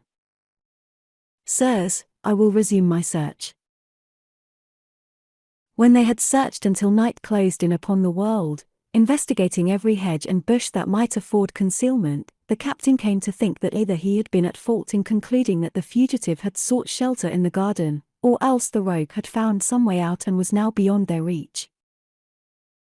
He retired crestfallen, and the three gentlemen who had accompanied his search and who did not conceal their amusement at its failure went in to supper. The Princess. At about the time that the young Lord of Montferrat was sitting down belatedly to table with his tutor and his gentleman-in-waiting, a very bedraggled and chilled Bellarion, who for 2 hours had been standing immersed to the chin in water, his head amid the branches of the alderbush, came cautiously forth at last. He ventured no farther, however, than the shallow tongue of land behind the marble pavilion, ready at the first alarm to plunge back into his watery concealment. There he lay, shivering in the warm night, and taking stock of his plight, an exercise which considerably diminished him in his self-confidence and self-esteem.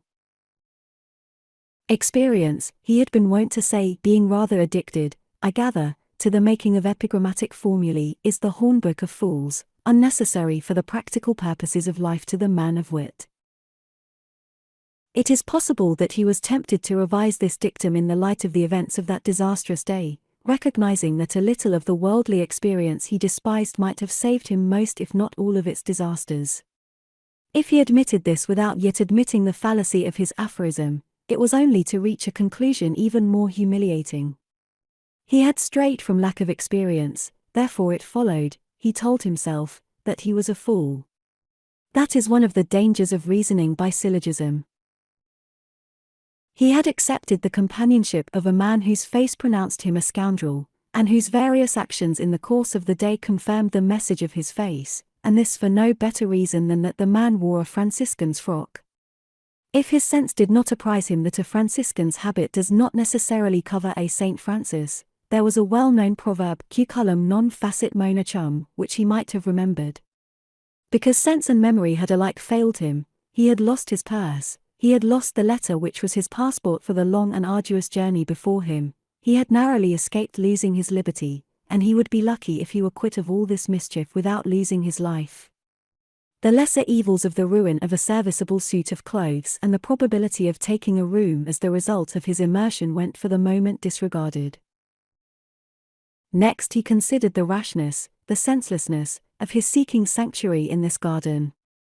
Was worldly experience really necessary, he wondered, to teach a man that the refuge of which he does not know the exit may easily become a trap? Had he not excelled at the grazie as a chess player from his care and ability in pondering the moves that must follow the immediate one? Had he read amongst other works on the art of war which had ever held his mind in fascination, the De Re Militari of Silvius Faustus to so little purpose that he could not remember one of its first axioms, to the effect that he is an imprudent leader who goes into action without making sure that his line of retreat is open? By such questions as these did Bellarion chastise himself as he crouched shivering in the dark. Still lower did he crouch, making himself one with the earth itself, when presently a moon, like a golden slice of melon, emerged from behind the black bulk of the palace, and shed a ghostly radiance upon those gardens. He set himself then at last to seek a course by which he might extricate himself from this trap and from this city of Casole. He was still far from any solution of that problem when a sound of voices recalled him to more immediate things. Two figures mounting the steps of the terrace had to him the appearance of two black human silhouettes that were being slowly pushed up out of the ground. Their outline defined them for women, even before he made out their voices to be feminine. He wondered would one of them be the gracious and beautiful lady who had given him sanctuary, a lady whose like hitherto he had seen only painted on canvas above altars and in mural frescoes, the existence of whose living earthly counterparts had been to him a matter of some subconscious doubt. At the height of the bridge, so tremulously reflected in silver on the black water below, the ladies paused, speaking the while in subdued voices. Then they came down the nearer steps and vanished into the temple, whence presently one of them emerged upon that narrow, shallow promontory, calling softly, and very vaguely. "Ola! Ola! Messer! Messer!" He recognized the voice, and recognizing it realized that its quality was individual and unforgettable. To the Lady Valeria as she stood there, it seemed that a part of the promontory's clay at her feet heaved itself up amorphously, writhed into human shape, and so resolved itself into the man she sought. She checked a startled outcry, as she understood the nature of this materialization. "You will be very wet, sir, and cold." Her voice was gentle and solicitous, very different from that in which she had addressed her brother's companions and the captain. Bellarion was quite frank. "As wet as a drowned man, and very nearly as cold." And he added, "I would I could be sure I shall not yet be hung up to dry." The lady laughed softly at his rueful humour. "Nay, now, we have brought the means to make you dry more comfortably. But it was very rash of you to have entered here without first making sure that you were not observed." "I was not observed, Madonna. Else be sure I should not have entered." He caught in the gloom the sound of her breath indrawn with the hiss of sudden apprehension. "You were not observed? And yet... Oh, it is just as I was fearing." And then, more briskly, and before he could reply, "But come," she urged him. "We have brought fresh clothes for you. When you are dry you shall tell me all." Readily enough he allowed himself to be conducted within the single circular chamber of the marble pavilion, where Madonna Deianira, her lady, awaited. The place was faintly lighted by a lantern placed on a marble table. It contained besides this some chairs that were swathed in coarse sheets, and a long wooden coffer, carved and painted, in shape and size like a sarcophagus, from which another such sheet had just been swept. The three open spaces, between twin pillars facing towards the palace, were now closed by leather curtains.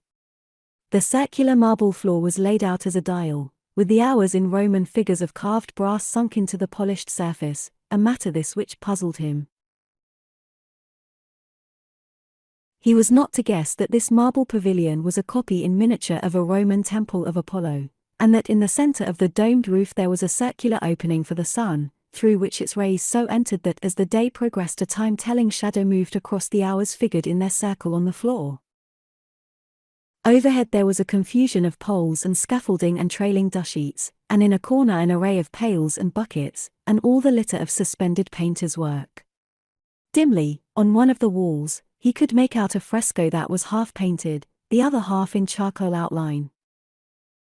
On the table, which was swathed like all the other furnishings, the lantern revealed a bundle of red garments lately loosed from a confining cloak of black.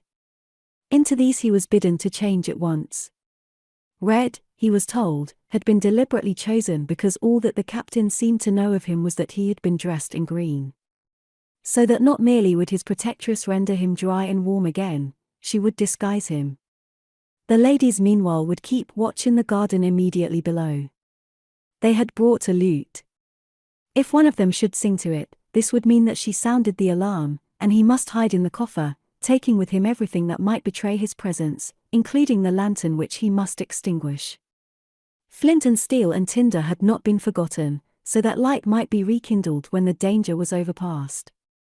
Her Highness raised the lid of the coffer to reveal to him the mechanism of the snap lock. This was released, of course, by the key, which should then be withdrawn.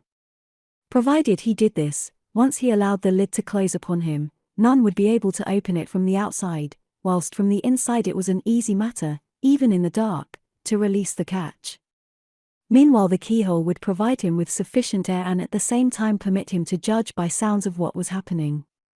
The wet garments he removed were to be made into a bundle and dropped into the coffer, whence they would afterwards be taken and destroyed.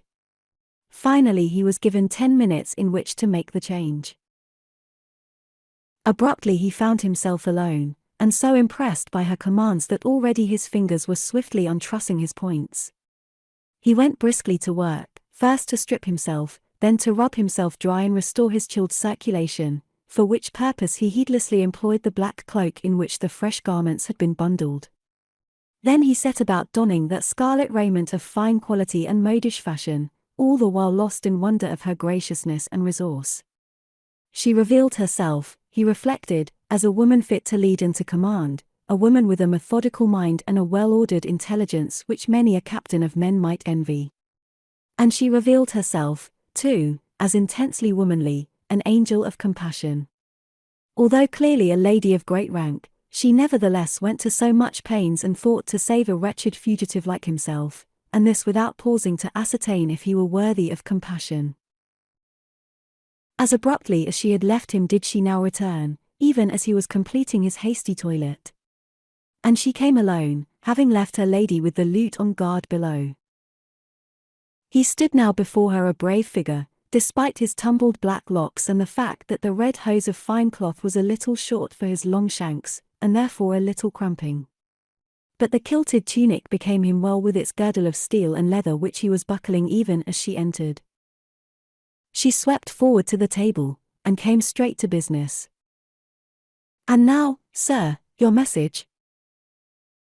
His fingers stood arrested on the buckle, and his solemn dark eyes opened wide as they searched her pale face. "Message," quoth he slowly. "Message, yes." Her tone betrayed the least impatience. "What has happened? What has become of Sir Giuffredo? Why has he not been near me this fortnight? What did the Lord Barbaresco bid you tell me? Come, come, sir. You need not hesitate. Surely you know that I am the Princess Valeria of Montferrat." All that he understood of this was that he stood in a princely presence, before the august sister of the sovereign Marquis of Montferrat. Had he been reared in the world he might have been awe-stricken by the circumstances. But he knew princes and princesses only from books written by chroniclers and historians, who treat them familiarly enough. If anything about her commanded his respect, it was her slim grace and her rather elusive beauty, a beauty that is not merely of colour and of features, but of the soul and mind alive in these. His hands fell limply away from the buckle, which he had made fast at length. His lively countenance looked almost foolish as dimly seen in the yellow light of the lantern. "Madonna, I do not understand. I am no messenger." "You are no messenger." Her tawny head was thrust forward, her dark eyes glowed. "Were you not sent to me? Answer, man. Were you not sent? Not other than by an inscrutable providence, which may desire to preserve me for better things than a rope." The whimsical note of the answer may have checked her stirring anger. There was a long pause in which she pondered him with eyes that were become unfathomable. Mechanically she loosed the long black cloak that covered her low-cut sheathing gown of sapphire blue. "Why, then, did you come?" Was it to spy? No, no. You are not that. A spy would have gone differently to work. What are you, then? Just a poor scholar on his travels, studying life at first hand and a trifle more rapidly than he can digest it. As for how I came into your garden, let me tell you. And he told her with admirable succinctness the sorry tale of that day's events. It drove the last vestige of wrath from her face, and drew the ghost of a smile to the corners of a mouth that could be as tender as imperious. Observing it, he realized that whilst she had given him sanctuary under a misapprehension, yet she was not likely to visit her obvious disappointment too harshly upon him. And I thought. She broke off and trilled a little laugh, between mirth and bitterness. It was a lucky chance for you, master fugitive. She considered him again, and it may be that his stalwart young male beauty had a hand unconsciously in shaping her resolves concerning him. What am I to do with you? She asked him. He answered simply and directly, speaking not as a poor nameless scholar to a high-born princess, but as equal to equal, as a young man to a young woman. If you are what your face tells me, Madonna, you will let me profit by an error that entails no less for yourself beyond that of these garments, which, if you wish it. She waved the proposal aside before it was uttered. Pooh, the garments. What are they? She frowned thoughtfully. But I named names to you. Did you? I have forgotten them. And in answer to the hard incredulity of her stare, he explained himself. A good memory, Madonna, lies as much in an ability to forget as in a capacity to remember. And I have an excellent memory. By the time I shall have stepped out of this garden I shall have no recollection that I was ever in it. Slowly she spoke after a pause. If I were sure that I can trust you. She left it there. Bellarion smiled. Unless you are certain that you can, you had better call the guard. But then, how could you be sure that in that case I should not recall the names you named, which are now forgotten? Ah! You threaten. The sharp tone, the catch in her breath, the sudden movement of her hand to her breast showed him that his inference was right. This lady was engaged in secret practices. And the inference itself displayed the swift activity of his wits, just as his answer displayed them. Nay, lady. I show you only that trust me you must, since if you mistrust me you can no more order my arrest than you can set me free. My faith, sir, you are shrewd, for one who's convent bred. There's a deal of shrewdness, lady, to be learned in convents. And then, whether the beauty and charm of her so wrought upon him as to breed in him the desire to serve her, or whether he merely offered a bargain, a return for value received and to be received, it is probable that he did not know himself. But he made his proposal. If you would trust me, Madonna, you might even use me, and so repay yourself. Use you? As a messenger. In the place of him whom you expected. That is, if you have messages to send, as I think you should have. You think it? From what you have said. I said so little. She was clearly suspicious. But I inferred so much. Too much, perhaps. Let me expose my reasoning. The truth is he was a little vain of it. You expected a messenger from one Lord Barbaresco. You left the garden gate ajar to facilitate his entrance when he came, and you were on the watch for him, and alone. Your ladies, one of whom at least is in your confidence, were beguiling the gentlemen and keeping them in the lower garden, whilst you loitered watchful by the hedged enclosure. Hence I argue on your part anxiety and secrecy. You were anxious because no message had come for a fortnight, nor had Messer Giuffredo, the usual messenger, been seen. Almost you may have feared that some evil had befallen Messer Giuffredo, if not the Lord Barbaresco himself. Which shows that the secret practices of which these messages are the subject may themselves be dangerous. Do I read the signs fluently enough? There was little need for his question. Her face supplied the answer. Too fluently, I think. Too fluently for one who is no more than you represent yourself. It is, Madonna, that you are not accustomed to the exercise of pure reason. It is rare enough. Pure reason. Her scorn where his fatuity had expected wonder was like a searing iron. And do you know, sir, what pure reason tells me? I can believe anything, Madonna, he said, alluding to the tone she used with him. That you were sent to set a trap for me. He perceived exactly by what steps she had come to that conclusion. He smiled reassuringly, and shook his moist head. The reasoning is not pure enough. If I had been so sent, should I have been pursued and hunted? And should I not have come prepared with some trivial message, to assure you that I am the messenger you were so very ready to believe me? She was convinced. But still she hesitated. But why, concluding so much and so accurately, should you offer to serve me? Say from gratitude to one who has saved perhaps my life. But I did so under a misapprehension. That should compel no gratitude.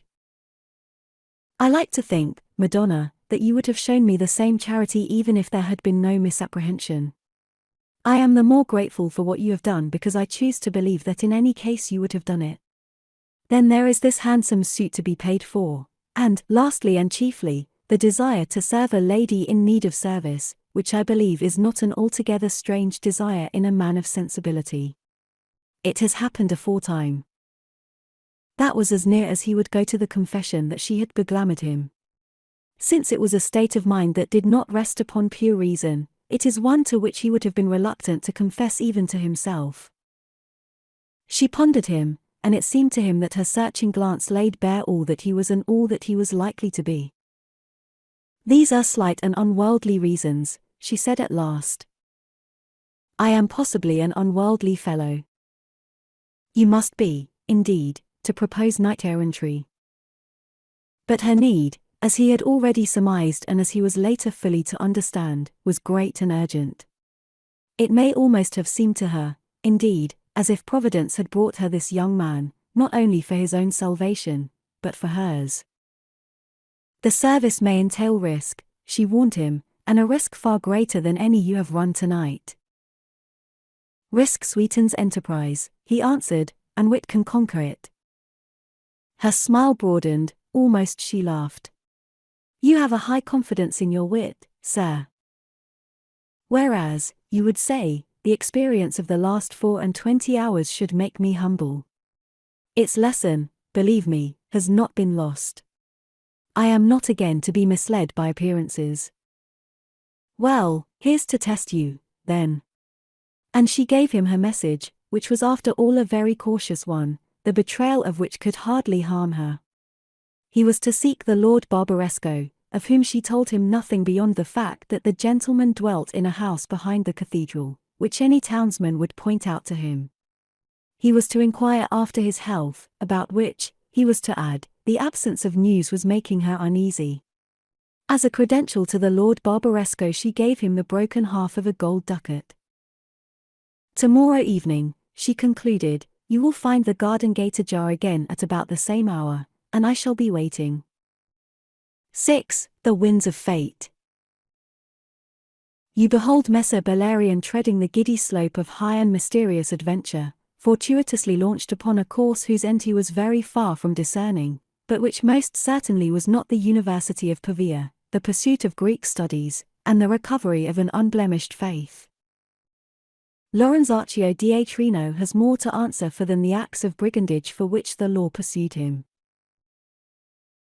In the gloom of that September night, after the moon had set, Bellarion, in raiment which already might be taken to symbolize the altered aim and purpose of his life, whereof himself, pour straw upon the winds of fate, he was as yet unconscious, slipped from a gateway that was no longer guarded and directed his steps towards the heart of the town.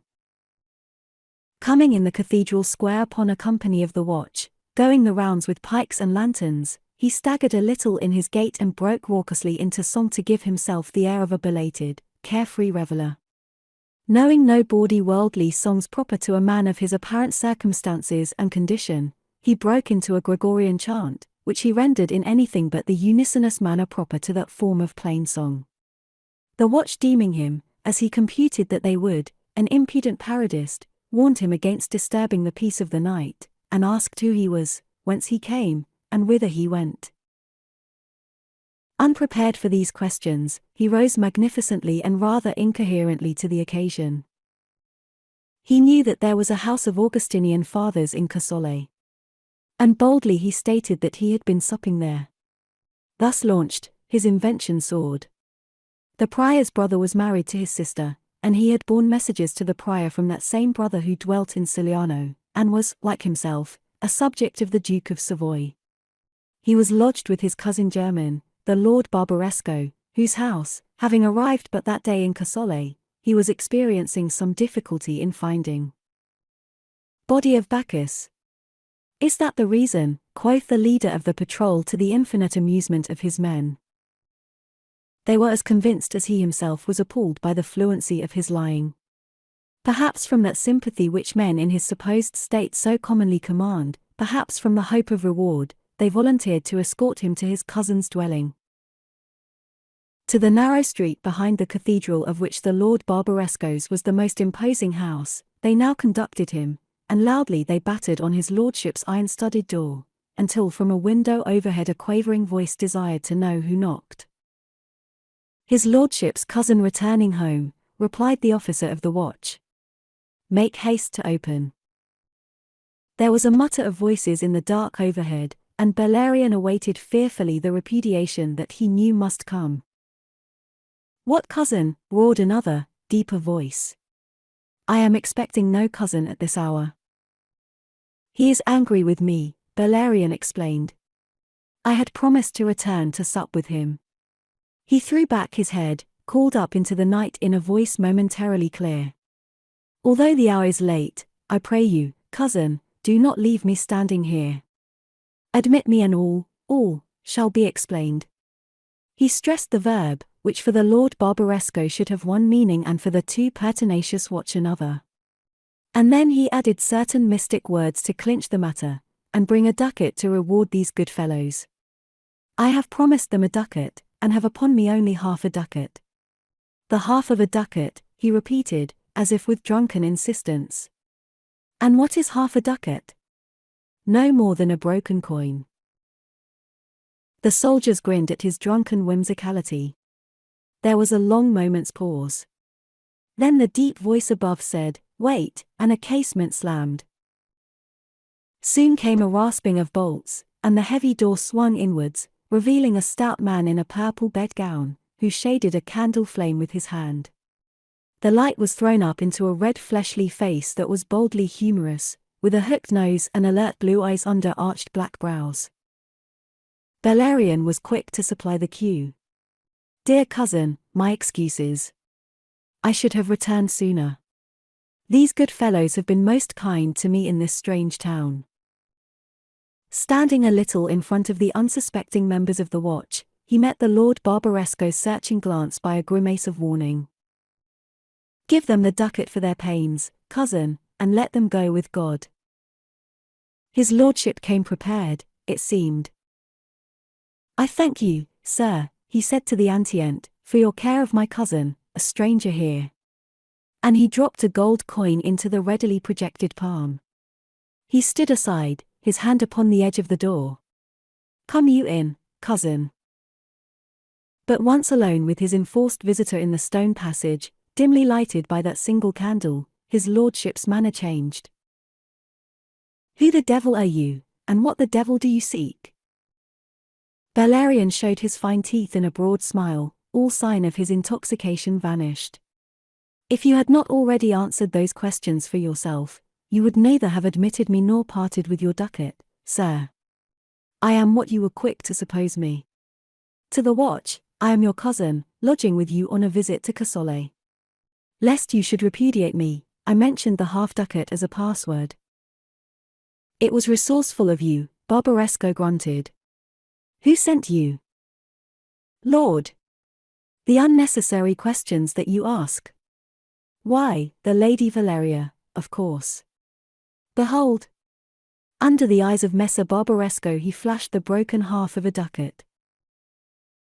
His lordship took the golden fragment, and holding it near the candle flame read the half of the date inscribed upon it, then returned it to Bellarion, inviting him at last to come above stairs. They went up, Barbaresco leading, to a long, low-ceilinged chamber of the mezzanine, the walls of which were hung with soiled and shabby tapestries, the floor of which had been unswept for weeks.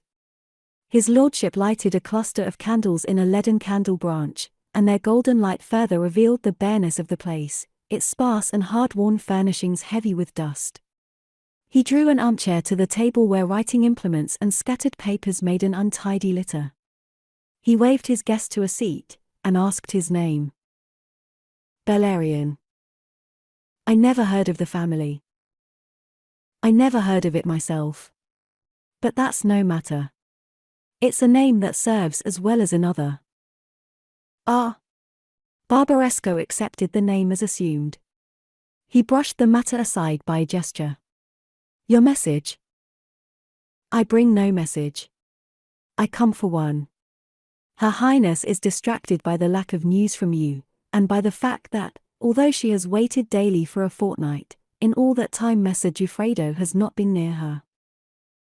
Bellarion was still far from surmising who this Messer Giuffredo might be or what.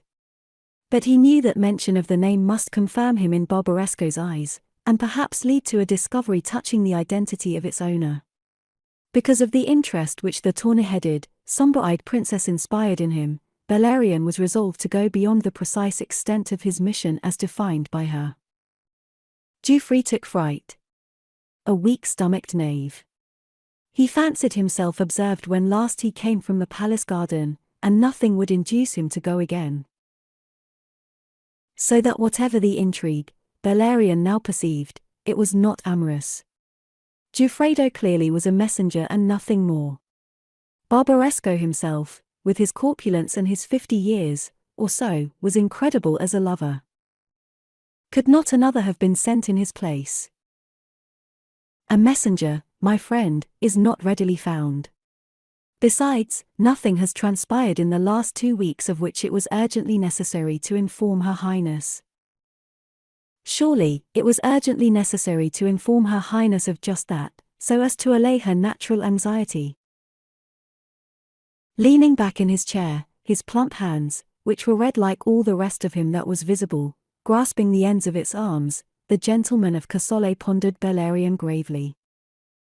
You assume a deal of authority, young sir. Who and what are you to be so deeply in the confidence of Her Highness? Bellarion was prepared for the question. I am an amanuensis of the palace, whose duties happen to have brought me closely into touch with the princess. It was a bold lie, but one which he could support at least and at need by proofs of scholarliness. Barbaresco nodded slowly. And your precise interest in Her Highness? Bellarion's smile was a little deprecating. Now, what should you suppose it? I am not supposing. I am asking. Shall we say the desire to serve her? And Bellarion's smile became at once vague and eloquent. This, taken in conjunction with his reticence, might seem to imply a romantic attachment. Barbaresco, however, translated it otherwise. You have ambitions. So. That is as it should be. Interest is ever the best spur to endeavor. And he, too, now smiled, a smile so oily and cynical that Bellarion set him down at once for a man without ideals, and mistrusted him from that moment. But he was strategist enough to conceal it, even to reflect something of that same cynicism in his own expression, so that Barbaresco, believing him a kindred spirit, should expand them more freely. And meanwhile he drew a bow at a venture. That which Her Highness looks to me to obtain is some explanation of your inaction. He chose the most non-committal word, but it roused the Lord Barbaresco almost to anger. Inaction. He choked, and his plethoric countenance deepened to purple. To prove the injustice of the charge, he urged his past activities of which he thus rendered an account. Luring him thence, by skillful question, assertion, and contradiction, along the apparent path of argument upon matters of which he must assume the young man already fully informed, gradually Bellarion drew from him a full disclosure of what was afoot. He learnt also a good deal of history of which hitherto he had been in ignorance, and he increased considerably his not very elevating acquaintance with the ways of men. It was an evil enough thing which the Princess Valeria had set herself to combat with the assistance of some dispossessed Guelphic gentlemen of Montferrat, the chief of whom was this Lord Barbaresco, and it magnified her in the eyes of Bellarion that she should evince the high courage necessary for the combat. The extensive and powerful state of Montferrat was ruled at this time by the Marquis Theodore as regent during the minority of his nephew John Giacomo, son of that great Ottone who had been slain in the Neapolitan wars against the House of Brunswick. These rulers of Montferrat, from Guglielmo, the great crusader, onwards, had ever been a warlike race, and Montferrat itself a school of arms. Nor had their proud belligerent nature been diluted by the blood of the Paleologi when on the death without male issue of Giovanni the just 100 years before, these dominions had passed to Theodore I, the younger son of Giovanni's sister Violanta, who was married to the Emperor of the East, Andronicus Comnenus Palaeologus. The present regent Theodore, however, combined with the soldierly character proper to his house certain qualities of craft and intrigue rarely found in knightly natures. The fact is, the Marquis Theodore had been ill-schooled. He had been reared at the splendid court of his cousin the Duke of Milan, that Gian Galeazzo whom Francesco da Carrara had dubbed the Great Viper, in allusion as much to the man's nature as to the Calabrine emblem of his house. Theodore had observed and no doubt admired the subtle methods by which Gian Galeazzo went to work against those whom he would destroy. If he lacked the godlike power of rendering them mad, at least he possessed the devilish craft of rendering them by their own acts detestable, so that in the end it was their own kin or their own subjects who pulled them down. Witness the manner in which he had so poisoned the mind of Alberto of Este as to goad him into the brutal murder of almost all his relatives. It was his aim thus to render him odious to his Ferrarese subjects that by his extinction Ferrara might ultimately come under the crown of Milan. Witness how he forged love letters, which he pretended had passed between the wife and the secretary of his dear friend Francesco Gonzaga, Lord of Mantua, whereby he infuriated Gonzaga into murdering that innocent lady who was Galeazzo's own cousin and sister-in-law and tearing the secretary limb from limb upon the rack, so that Mantua rose against this human wolf who governed there. Witness all those other Lombard princes whom by fraud and misrepresentation, ever in the guise of a solicitous and loving friend, he lured into crimes which utterly discredited them with their subjects. This was an easier and less costly method of conquest than the equipping of great armies, and also it was more effective, because an invader who imposes himself by force can never hope to be so secure or esteemed as one whom the people have invited to become their ruler. All this the Marquis Theodore had observed and marked, and he had seen Gian Galeazzo constantly widening his dominions by these means, ever increasing in power and consequence until in the end he certainly would have made of all northern Italy a kingdom for his footstool had not the plague pursued him into the castle of Melegnano, where he had shut himself up to avoid it, and there slain him in the year of grace 1402. Trained in that school, the Marquis Theodore had observed and understood many things that would have remained hidden from an intelligence less acute. He understood, for instance, that to rise by the pleasure of the people is the only way of reaching stable eminence, and that to accomplish this, noble qualities must be exhibited. For whilst men singly may be swayed by vicious appeals, collectively they will respond only to appeals of virtue. Upon this elementary truth, according to Barbaresco, the Marquis Theodore was founding the dark policy which, from a merely temporary regent during the minority of his nephew, should render him the absolute sovereign of Montferrat. By the lavish display of public and private virtues, by affability towards great and humble, by endowments of beneficences, by the careful tempering of justice with mercy where this was publicly desired, he was rendering himself beloved and respected throughout the state. And step by step with this he was secretly laboring to procure contempt for his nephew, to whom in the ordinary course of events he would presently be compelled to relinquish the reins of government. Nature, unfortunately, had rendered the boy weak. It was a weakness which training could mend as easily as increase. But to increase it were directed all the efforts which Theodore took care should be applied. Corsario the tutor, a Milanese, was a venal scoundrel, unhealthily ambitious. He kept the boy ignorant of all those arts that mature and grace the intellect, and confined instruction to matters calculated to corrupt his mind, his nature, and his morals. Castruccio, Lord of Fenestrella, the boy's first gentleman-in-waiting, was a vicious and depraved Savoyard, who had gamed away his patrimony almost before he had entered upon the enjoyment of it. It was easy to perceive the purpose for which the regent had made him the boy's constant and intimate companion. Here Bellarion, with that assumption of knowledge which had served to draw Barbaresco into explanations, ventured to interpose a doubt. In that matter, I am persuaded that the regent overreaches himself. The people know that he permits Castruccio to remain, and when they settle accounts with Castruccio they will also present a reckoning to the regent. Barbaresco laughed the argument to scorn. Either you do not realize Theodore's cunning, or you are insufficiently observant. Have not representations been made already to the regent that Castruccio is no fit companion for the future Lord of Montferrat, or indeed for any boy? It merely enables Messer Theodore to parade his own paternal virtues, his gentleness of character, the boy's willfulness, and the fact that he is, after all, no more than regent of Montferrat. He would dismiss, he protests, Messer Castruccio, but the prince is so devoted and attached to him that he would never be forgiven. And, after all, is that not true? I suppose it is, Bellarion confessed. Barbaresco was impatient of his dullness. Of course it is. This Castruccio has known how to conquer the boy's love and wonder, by pretended qualities that fire youth's imagination. The whole world could hardly have yielded a better tool for the regent or a worse companion for the little prince. Thus were the aims of the Marquis Theodore revealed to Bellarion, and the justifications for the movement that was afoot to thwart him. Of this movement for the salvation of her brother, the Princess Valeria was the heart and Barbaresco the brain.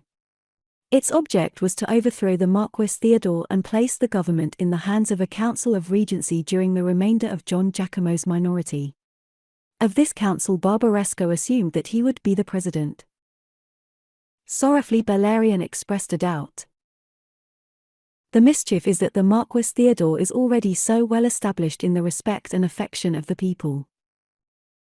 Barbaresco reared his head and threw out his chest. Heaven will befriend a cause so righteous.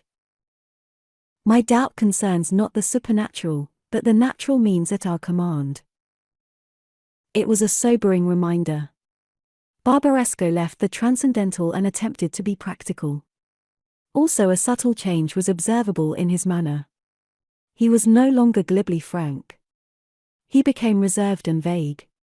They were going to work, he said, by laying bare the regent's true policy. Already they had at least a dozen nobles on their side, and these were laboring to diffuse the truth. Once it was sufficiently diffused, the rest would follow as inevitably as water runs downhill. And this assurance was all the message that Bellarion was invited to take back to the princess. But Bellarion was determined to probe deeper. That, sir, adds nothing to what the Lady Valeria already knows. It cannot allay the anxiety in which she waits. She requires something more definite. Barbaresco was annoyed. Her Highness should learn patience, and should learn to trust them. But Bellarion was so calmly insistent that at last Barbaresco angrily promised to summon his chief associates on the morrow, so that Bellarion might seek from them the further details he desired on the Lady Valeria's behalf. Content: Bellarion begged a bed for the night, and was conducted to a mean, poverty-stricken chamber in that great empty house. On a hard and unclean couch he lay pondering the sad story of a wicked regent, a foolish boy, and a great-hearted lady, who, too finely reckless to count the cost of the ill-founded if noble enterprise to which she gave her countenance, would probably end by destroying herself together with her empty brother. 7. Service. Stimulated by the insistence of this apparently accredited and energetic representative of the princess, Messer Barbaresco assembled in his house in the forenoon of the following day a half-dozen gentlemen who were engaged with him upon that crack-brained conspiracy against the regent of Montferrat. 4 of these, including Count Enzo Spigno, were men who had been exiled because of Guelphic profession, and who had returned by stealth at Barbaresco's summons. They talked a deal, as such folk will, but on the subject of real means by which they hoped to prevail they were so vague that Bellarion, boldly asserting himself, set about provoking revelation. "Sirs, all this leads us nowhere. What, indeed, am I to convey to her highness?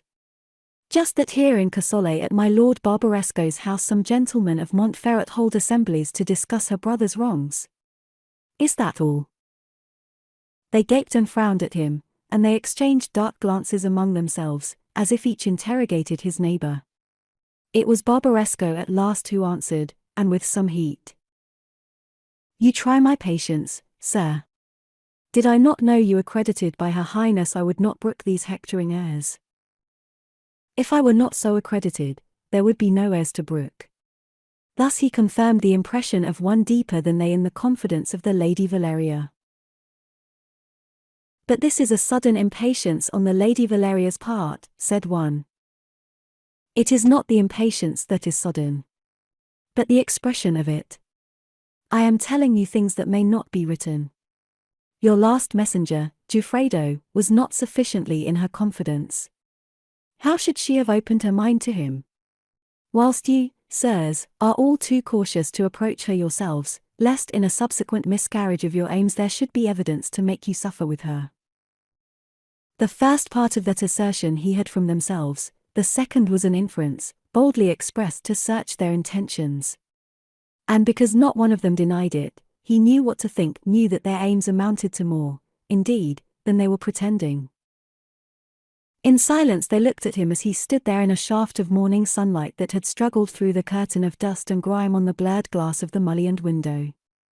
And then at last, Count Spigno, a lean, tough, swarthy gentleman, whose expressions had already revealed him the bitterest enemy there of the Marquis Theodore, loosed a short laugh.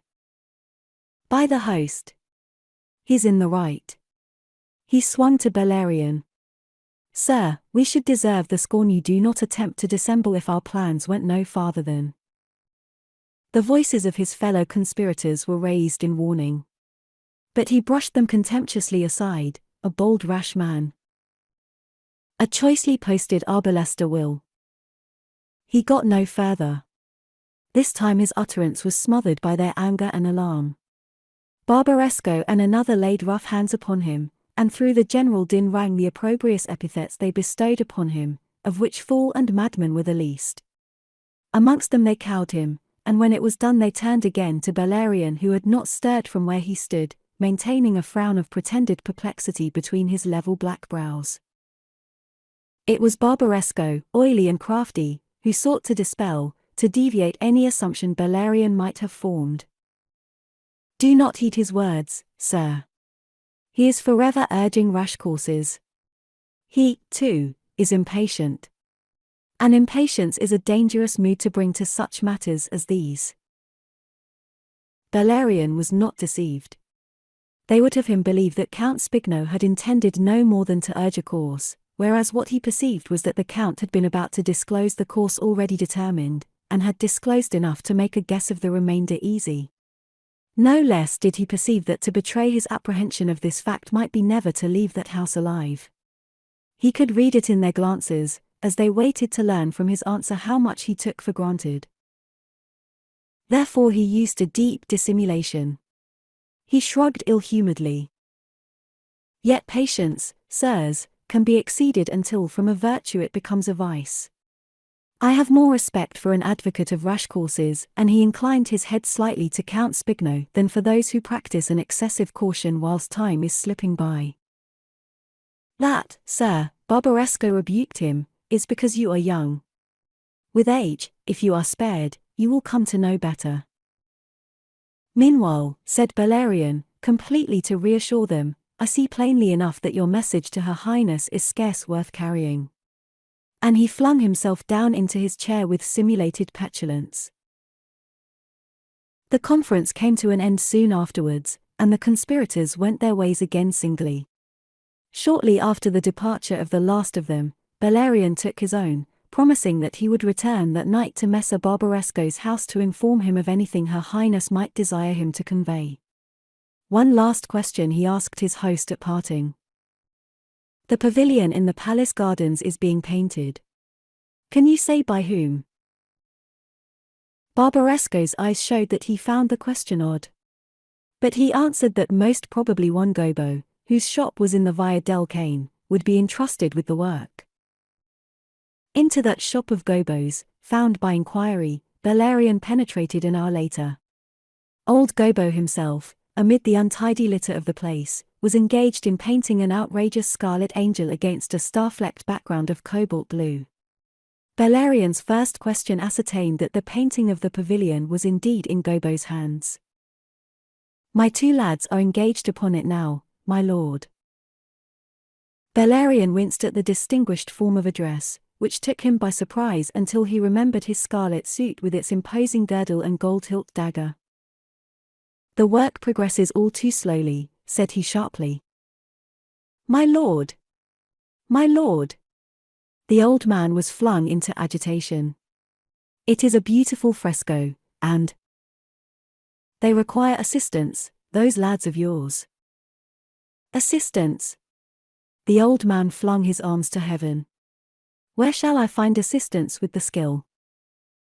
"Here," said Bellarion, and tapped his breast with his forefinger. Amazed, Gobbo considered his visitor more searchingly. Bellarion leaned nearer, and lowered his voice to a tone of confidence. "I'll be frank with you, Sir Gobbo. There is a lady of the palace, a lady of Her Highness." He completed his sentence, by roguishly closing an eye. Gobbo's lean brown old face cracked across in a smile, as becomes an old artist who finds himself face to face with romance. "You understand, I see," said Bellarion, smiling in his turn. "It is important that I should have a word with this lady. There are grave matters. I'll not weary you with these and my own sad story. Perform a charitable act to your own profit." But Gobbo's face had grown serious. "If it were discovered," he was beginning. "It shall not be. That I promise you full confidently. And to compensate you, 5 ducats. 5 ducats. It was a great sum, and confirmed Master Gobbo in the impression made by Bellarion's appearance, dress, and manner, that here he dealt with a great lord. For 5 ducats. He broke off, and scratched his head. Bellarion perceived that he must not be given time for thought. "Come, my friend, lend me the clothes for the part and a smock such as is proper, and do you keep these garments of mine in pledge for my safe return and for the 5 ducats that shall then be yours." He knew how to be irresistible, and he was fortunate in his present victim. He went off a half-hour or so later in the garb of his suddenly assumed profession and bearing a note from Gobbo to his sons. Late in the afternoon Bellarion lounged in the pavilion in the palace garden to which his pretense had gained him easy admission. He mixed some colors for the 2 young artists under their direction. But beyond that he did nothing save wait for sunset when the light would fail and the 2 depart. Himself, though not without the exertion of considerable persuasions based upon a display of his amorous intentions, he remained behind to clear things up. Thus it happened that, as the Lady Deianira was walking by the lake, she heard herself addressed from the bridge that led to the pavilion. "Madonna! Gracious Madonna!" She turned to behold a tall young man with tumbled black hair and a smear of paint across his face in a smock that was daubed with every color of the rainbow, waving a long-handled brush in a gesture towards the temple. Would not Her Highness, he was asking, graciously condescend to view the progress of the frescoes? The Lady Deianira looked down her nose at this greatly presumptuous fellow until he added softly, "and receive news at the same time of the young man she befriended yesterday." That changed her expression, so swift and ludicrously that Bellarion was moved to silent laughter. To view those frescoes came the Lady Valeria alone, leaving Monna Deianira to loiter on the bridge. Within the temple Her Highness found the bedaubed young painter dangling his legs from a scaffold and flourishing a brush in one hand, a maulstick in the other. She looked at him in waiting silence. He did not try her patience. "Madonna, you do not recognize me." With the sleeve of his smock he wiped the daub of paint from across his features. But already his voice had made him known. "Messer Bellarion. Is it yourself?" "Myself." He came to the ground. "To command." "But why this? Why thus?" Her eyes were wide, she was a little breathless. "I have had a busy day, Madonna, and a busy night, and I have more to report than may hurriedly be muttered behind a hedge." "You bring messages?" "The message amounts to nothing. It is only to say that Messer Giuffredo, fancying himself followed and watched on the last occasion, is not to be induced to come again. And in the meanwhile nothing has happened of which it was worthwhile to inform you. Messer Barbaresco desires me further to say that everything progresses satisfactorily, which I interpret to mean that no progress whatever is being made." "You interpret?" "And I venture to add, having been entertained at length, not only by Messer Barbaresco, but also by the other out-at-elbow nobles in this foolish venture, that it never will progress in the sense you wish, nor to any end but disaster." He saw the scarlet flame of indignation overspread her face, he saw the anger kindle in her great dark eyes, and he waited calmly for the explosion. But the Lady Valeria was not explosive. Her rebuke was cold. "Sir, you presume upon a messenger's office. You meddle in affairs that are not your concern." "Do you thank God for it?" said Bellarion, unabashed. "It is time someone gave these things their proper names so as to remove all misconception. Do you know whither Barbaresco and these other fools are thrusting you, Madonna? Straight into the hands of the Strangler." Having conquered her anger once, she was not easily to be betrayed into it again. "If that is all you have to tell me, sir, I will leave you. I'll not remain to hear my friends and peers maligned by a base knave to whom I speak by merest accident." "Not accident, Madonna." His tone was impressive. "A base knave I may be, but base by birth alone. These others whom you trust and call your peers are base by nature." "Ah, wait. It was no accident that brought me," he cried, and this with a sincerity from which none could have suspected the violence he did to his beliefs. "Ask yourself why I should come again to do more than is required of me, at some risk to myself. What are your affairs, or the affairs of the state of Montferrat, to me? You know what I am and what my aims. Why, then, should I tarry here? Because I cannot help myself. Because the will of heaven has imposed itself upon me." His great earnestness, his very vehemence, which seemed to invest his simple utterances with a tone of inspiration, impressed her despite herself, as he intended that they should. Nor did she deceive him when she dissembled this in light derision. "An archangel in a painter's smock? By Saint Hilary, that is nearer the truth than you suppose it." She smiled, yet not entirely without sourness. "You do not lack a good opinion of yourself. You may come to share it when I've said all that's in my mind. I have told you, Madonna, whither these crack-brained adventurers are thrusting you, so that they may advance themselves. Do you know the true import of the conspiracy? Do you know what they plan, these fools? The murder of the Marquis Theodore." She stared at him round-eyed, afraid. "Murder," she said in a voice of horror. He smiled darkly. "They had not told you, eh?" "I knew they dared not.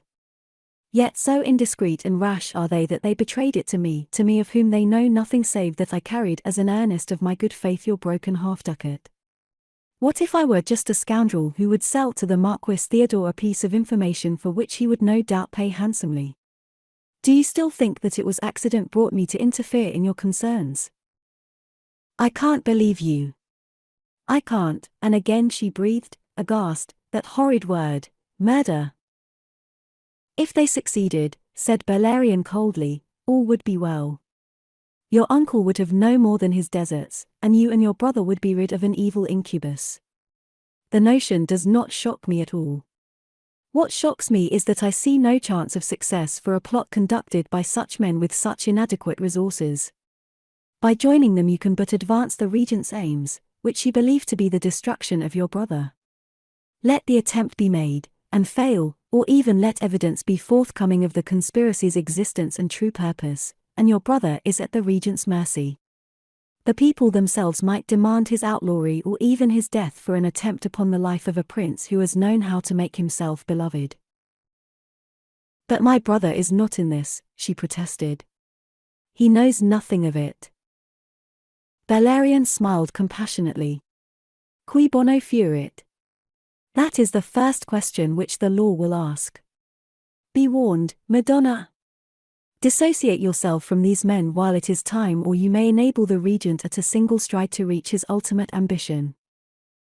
The pallor of her face, the heave of her breast, were witnesses to her agitation. You would frighten me if I did not know how false is your main assumption, that they plot murder. They would never dare to do this thing without my sanction, and this they have never sought. Because they intend to confront you with an accomplished fact. Oh, you may believe me, Madonna. In the last 24 hours and chiefly from these men I have learnt much of the history of Montferrat. And I have learnt a deal of their own histories too. There is not one amongst them who is not reduced in circumstances, whose state has not been diminished by lack of fortune or lack of worth. But for this she had an answer, and she delivered it with a slow, wistful smile. You talk, sir, as if you contained all knowledge, and yet you have not learnt that the fortunate desire no change, but labour to uphold the state whence their prosperity is derived. Is it surprising, then, that I depend upon the unfortunate? Say also the venal, those greedy of power and of possessions, whose only spur is interest, desperate gamblers who set their heads upon the board and your own and your brother's head with theirs. Almost they divided among themselves in their talk the offices of state. Barbaresco promised me that the ambition he perceived in me should be fully gratified. He assumed that I, too, had no aim but self-aggrandizement, simply because he could assume no other reason why a man should expose himself to risks. That told me all of him that I required to know. Barbaresco is poor, she answered. He has suffered wrongs. Once, in my father's time, he was almost the greatest man in the state. My uncle has stripped him of his honors and almost of his possessions. That is the best thing I have heard of the Marquis Theodore yet. She did not heed him, but went on, Can I desert him now? Can I? She checked and stiffened, seeming to grow taller. What am I saying? What am I thinking? She laughed, and there was scorn of self in her laugh. What arts do you employ, you, an unknown man, a self-confessed starveling student, base and nameless, that upon no better warrant than your word I should even ask such a question? What arts, said he, and smiled in his turn, though without scorn. The art of pure reason based on truth. It is not to be resisted. Not if based on truth. But yours is based on prejudice. Is it prejudice that they are plotting murder? They have been misled by their devotion. By their cupidity, Madonna. I will not suffer you to say that. Anger flared up again in her, loyal anger on behalf of those she deemed her only friends in her great need. She checked it instantly. Sir, I perceive your interest, and I am grateful. If you would still do me a service, go, tell Messer Barbaresco from me that this plot of assassination must go no further. Impose it upon him as my absolute command. Tell him that I must be obeyed and that, rather than be a party to such an act, I would disclose the intention to the Marquis Theodore. That is something, Madonna. But if when you have slept upon it... She interrupted him. Upon whatever course I may determine I shall find means to convey the same to my Lord Barbaresco. There will not be the need to trouble you again. For what you have done, sir, I shall remain grateful. So, go with God, Messer Bellarion. She was turning away when he arrested her. It is a little personal matter this. I am in need of 5 ducats. He saw the momentary frown, chased away by the beginnings of a smile.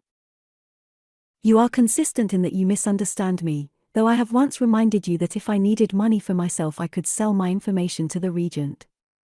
The 5 ducats are for Gobbo, who lent me this smock and these tools of my pretended trade. And he told her the exact circumstances. She considered him more gently. You do not lack resource, sir. It goes with intelligence, Madonna, he reminded her as an argument in favor of what he said. But she ignored it.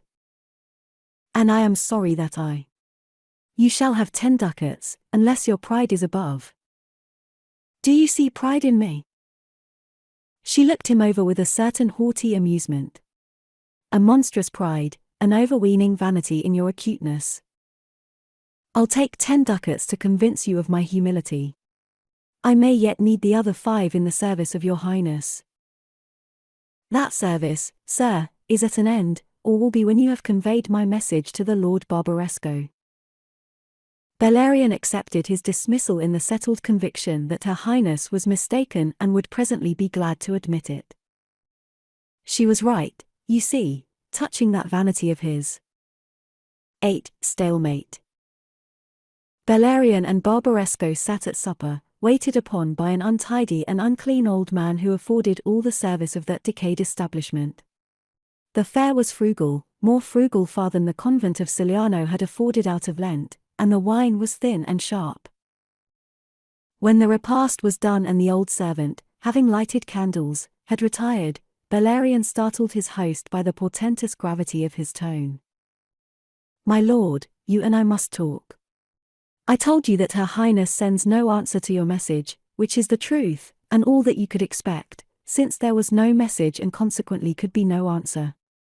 I did not tell you, however, that she sends you a message which is in some sense an answer to certain suspicions that I voiced to her. Barbaresco's mouth fell open, and the stare of his blue eyes grew fixed. Clearly he was startled, and clearly paused to command himself before asking. Why did you not tell me this before? I preferred to wait so as to make sure of not going supperless. It may, of course, offend you that I should have communicated my suspicions to Her Highness. But the poor lady was so downcast by your inaction, that to cheer her I ventured the opinion that you are perhaps not quite so aimless as you wish to appear. Whatever his convent education may have done for him, it does not seem, as you will long since have gathered, that it had inculcated a strict regard for exactitude. Dissimulation, I fear, was bred in the bones of him, although he would have answered any such charge by informing you that Plato had taught him to distinguish between the lie on the lips and the lie in the heart. Oh, but proceed. The opinion? Barbaresco fiercely challenged him. You'll remember what Count Spigno said before you others checked him. The Arbalesta. You remember. Bellarion appeared to falter a little under the glare of those blue eyes and the fierce set of that heavy jaw. So I told Her Highness, to raise her drooping spirits, that one of these fine days her friends in Casole might cut the Gordian knot with a crossbow shaft.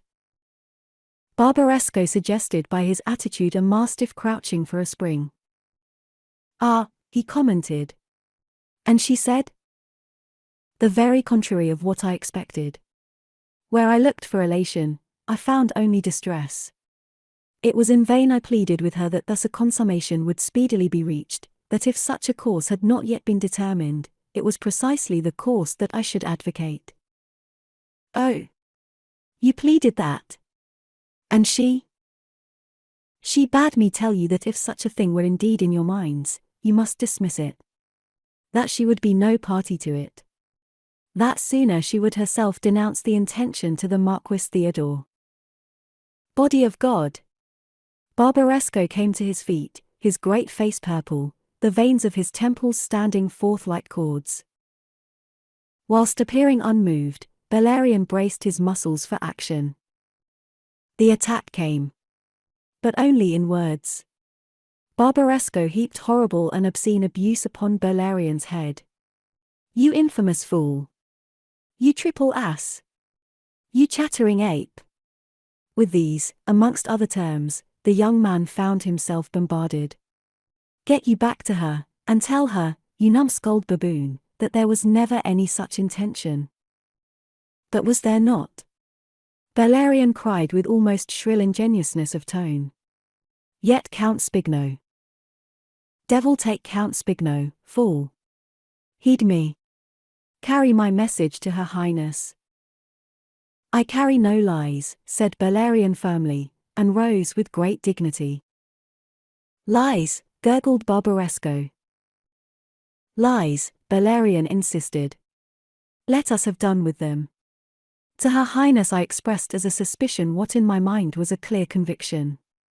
The words Count Spigno used, and your anxiety to silence him, could leave no doubt in any man of wit, and I am that, I hope, my lord. If you will have this message carried, you will first show me the ends you serve by its falsehood, and let me, who am in this thing as deep as any, be the judge of whether it is justified. Before this firmness the wrath went out of Barbaresco. Weakly he wrung his hands a moment, then sank sagging into his chair. If the others, if Cavalcanti or Casella, had known how much you had understood, you would never have left this house alive, lest you should do precisely what you have done. But if it is on her behalf, hers and her brother's, that you plan this thing, why should you not take her feeling first? What else is right or fair?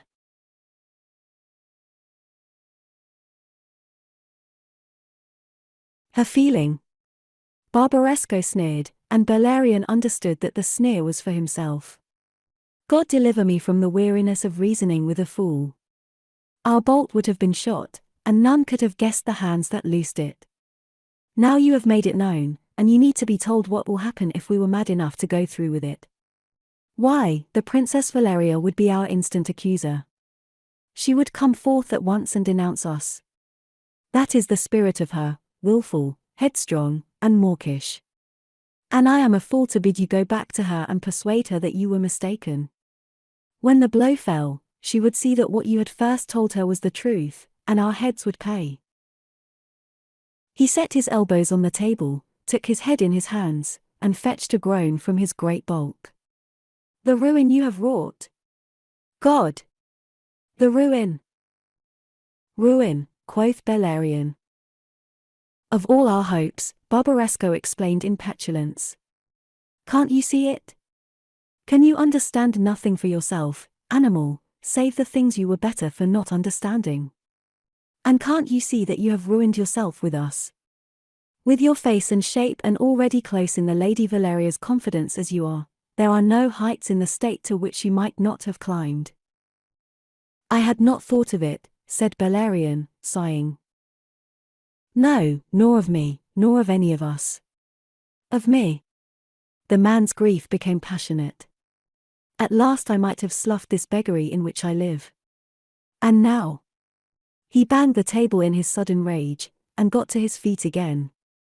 That is what you have done. That is what you have wrecked by your silly babbling. But surely, sir, by other means. There are no other means. Leastways, no other means at our command. Have we the money to leave our troops? Oh, why do I waste my breath upon you? You'll tell the others tomorrow what you've done, and they shall tell you what they think of it. It was a course that had its perils. But if once in the stillness of the night Bellarion's shrewd wits counselled him to rise, dress, and begone, he stilled the coward counsel. It remained to be seen whether the other conspirators would be as easily intimidated as Barbaresco. To ascertain this, Bellarion determined to remain. The Lady Valeria's need of him was not yet done, he thought, though why the Lady Valeria's affairs should be the cause of his exposing himself to the chances of a blade between the ribs was perhaps more than he could satisfactorily have explained. That the danger was very far from imaginary the next morning's conference showed him. Scarcely had the plotters realized the nature of Bellarion's activities than they were clamoring for his blood. Casella, the exile, breathing fire and slaughter, would have sprung upon him with dagger drawn, had not Barbaresco bodily interposed. Not in my house, he roared. Not in my house, his only concern being the matter of his own incrimination. Nor anywhere, unless you are bent on suicide, Bellarion calmly warned them. He moved from behind Barbaresco, to confront them. You are forgetting that in my murder the Lady Valeria will see your answer. She will denounce you, sirs, not only for this, but for the intended murder of the regent. Slay me, and ye just as surely slay yourselves. He permitted himself to smile as he looked upon their stricken faces. It's an interesting situation, known in chess as a stalemate. In their baffled fury they turned upon Count Spigno, whose indiscretion had created this situation. Enzo Spigno, sitting there with a sneer on his white face, let the storm rage. When at last it abated, he expressed himself. Rather should you thank me for having tested the ground before we stand on it. For the rest, it is as I expected. It is an ill thing to be associated with a woman in these matters. We did not bring her in, said Barbaresco. It was she who appealed to me for assistance. And now that we are ready to afford it her, said Casella, she discovers that it is not of the sort she wishes. I say it is not hers to choose. Hopes have been raised in us, and we have labored to fulfill them. How they all harped on that, thought Bellarion. How concerned was each with the profit that he hoped to wrest for himself, how enraged to see himself cheated of this profit. The Lady Valeria, the state, the boy who was being corrupted that he might be destroyed, these things were nothing to these men. Not once did he hear them mentioned now in the futile disorderly debate that followed, whilst he sat a little apart and almost forgotten. At last it was Spigno, this Spigno whom they dubbed a fool, but who, after all, had more wit than all of them together, who discovered and made the counter-move. You there, Master Bellarion, he called. Here is what you are to tell your lady in answer to her threat. We who have set our hands to this task of ridding the state of the regent's thraldom will not draw back. We go forward with this thing as seems best to us, and we are not to be daunted by threats. Make it clear to this arrogant lady that she cannot betray us without at the same time betraying herself, that whatever fate she invokes upon us will certainly overtake her as well. It may be that she has already perceived and weighed that danger, said Bellarion. Aye, as a danger, but perhaps not as a certainty. And tell her also that she as certainly dooms her brother. Make her understand that it is not so easy to play with the souls of men as she supposes, and that here she has evoked forces which it is not within her power to lay again. He turned to his associates. Be sure that when she perceives precisely where she stands, she will cease to trouble us with her qualms either now or when the thing is done. Bellarion had mockingly pronounced the situation interesting when by a shrewd presentiment of it he had given pause to the murderous rage of the conspirators. Considering it later that day as he took the air along the river brink, he was forced to confess it more disturbingly interesting even than he had shown it to be. He had not been blind to that weakness in the Lady Valeria's position. But he had been foolishly complacent, like the skillful chess player who, perceiving a strong move possible to his opponent, takes it for granted that the opponent himself will not perceive it. It seemed to him that nothing remained but to resume his interrupted pilgrimage to Pavia, leaving the state of Montferrat and the Lady Valeria to settle their own affairs. But in that case, her own ruin must inevitably follow, precipitated by the action of those ruffians with whom she was allied, whether that action succeeded or failed. Then he asked himself what to him were the affairs of Montferrat and its princess, that he should risk his life upon them. He fetched a sigh. The abbot had been right. There is no peace in this world outside a convent wall. Certainly there was no peace in Montferrat. Let him shake the dust of that place of unrest from his feet, and push on towards Pavia and the study of Greek.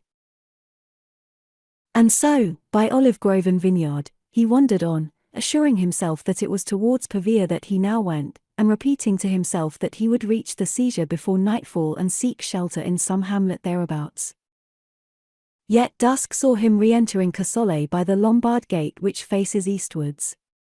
And this because he realized that the service he had shouldered was a burden not so lightly to be cast aside. If he forsook her now, the vision of her tawny head and wistful eyes would go with him to distract him with reproach. 9. The Marquis Theodore.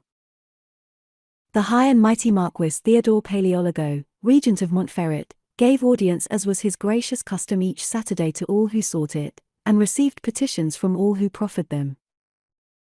A fine man, this Marquis Theodore, standing fully 6 feet tall, of a good shape and soldierly carriage, despite his 50 years. His countenance was amiable and open, with boldly chiseled features and healthily tanned skin. Affable of manner, accessible of person, he nowise suggested the schemer. The privilege of audience which he granted so freely was never abused, so that on the Saturday of this week with which we are dealing, the attendance in the audience chamber was as usual of modest proportions. His Highness came, attended by his Chancellor and his Captain of Justice, and followed by 2 secretaries. He made a leisurely progress through the chamber, pausing at every other step to receive this one, or to say a word to that one, and at the end of an hour departed again, one of his secretaries bearing away the single petition that had been proffered, and this by a tall, dark-haired young man who was vividly dressed in scarlet. Within 5 minutes of the regent's withdrawal, that same secretary returned in quest of the tall young man in red. "Are you named Cane, sir?" The tall young man bowed acknowledgment, and was ushered into a small, pleasant chamber, whose windows overlooked the gardens with which Bellarion had already made acquaintance. The secretary closed the door, and Bellarion found himself under the scrutiny of a pair of close-set pale eyes whose glance was crafty and penetrating. Cross-legged, the parti-coloured hose revealed by the fall of the rich gown of mulberry velvet, the regent sat in a high-backed chair of leather wrought with stags' heads in red and gold, his left elbow resting upon a carved writing pulpit. Between hands that were long and fine, he held a parchment cylinder, in which Bellarion recognized the pretended petition he had proffered. "Who are you, sir?" The voice was calm and level, the voice of a man who does not permit his accents to advertise his thoughts. "My name is Bellarion Cane. I am the adoptive son of Bonifacio Cane, Count of Biandrate." Since he had found it necessary for his present purposes to adopt a father, Bellarion had thought it best to adopt one whose name must carry weight and at need afford protection. Therefore he had conferred this honor of paternity upon that great soldier, Facino Cane, who was ducal governor of Milan. There was a flash of surprise from the eyes that conned him. "You are Facino's son? You come from Milan, then?" "No, my lord. From the Augustinian convent at Cigliano, where my adoptive father left me some years ago whilst he was still in the service of Montferrat. It was hoped that I might take the habit. But a restlessness of spirit has urged me to prefer the world." Thus he married pure truth to the single falsehood he had used, the extent of which was to clothe the obscure soldier who had befriended him with the identity of the famous soldier he had named. But why the world of Montferrat? Chance determined that. I bore letters from my abbot to help me on my way. It was thus I made the acquaintance of the Lord Barbaresco, and his lordship, becoming interested in me, and no doubt requiring me for certain services, desired me to remain. He urged that here was a path already open to my ambition, which if steadily pursued might lead to eminence.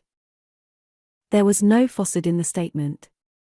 It was merely truth untruly told, truth unassailable under test, yet calculated to convey a false impression. A thin smile parted the prince's shaven lips. "And when you had learnt sufficient, you found that a surer path to advancement might lie in the betrayal of these poor conspirators?" "That, Highness, is to set the unworthiest interpretation upon my motives." Bellarion made a certain show in his tone and manner of offended dignity, such as might become the venal rascal he desired to be considered. "You will not dispute that the course you have taken argues more intelligence than honesty or loyalty." "Your Highness reproaches me with lack of loyalty to traitors. What was their treason to you? What loyalty do you owe to me? You have but looked to see where lies your profit. Well, well, you are worthy to be the son, adoptive or natural, of that rascal Facino. You follow closely in his footsteps, and if you survive the perils of the journey you may go as far." "Highness, I came to serve you." "Silence!" The pleasant voice was scarcely raised. "I am speaking. I understand your service perfectly. I know something of men, and if I choose to use you, it is because your hope of profit may keep you loyal, and because I shall know how to detect disloyalty and how to punish it. You engage, sir, in a service full of perils. The regent seemed faintly to sneer. But you have thrust yourself willingly into it. It will test you sternly and at every step. If you survive the tests, if you conquer the natural baseness and dishonesty of your nature, you shall have no cause to complain of my generosity. Bellarion flushed despite himself under the cold contempt of that level voice and the amused contempt of those calm, pale eyes. The quality of my service should lead your highness to amend your judgment. Is it at fault? Will you tell me, then, whence springs the regard out of which you betray to me the aims and names of these men who have befriended you? Bellarion threw back his head and in his bold dark eyes was kindled a flame of indignation. Inwardly he was a little uneasy to find the regent accepting his word so readily and upon such slight examination. Your highness, he choked, will give me leave to go. But his highness smiled, savouring his power to torture souls where lesser tyrants could torture only bodies. When I have done with you. You came at your own pleasure. You abide at mine. Now tell me, sir, besides the names you have here set down of these men who seek my life, do you know of any others who work in concert with them? I know that there are others whom they are labouring to seduce.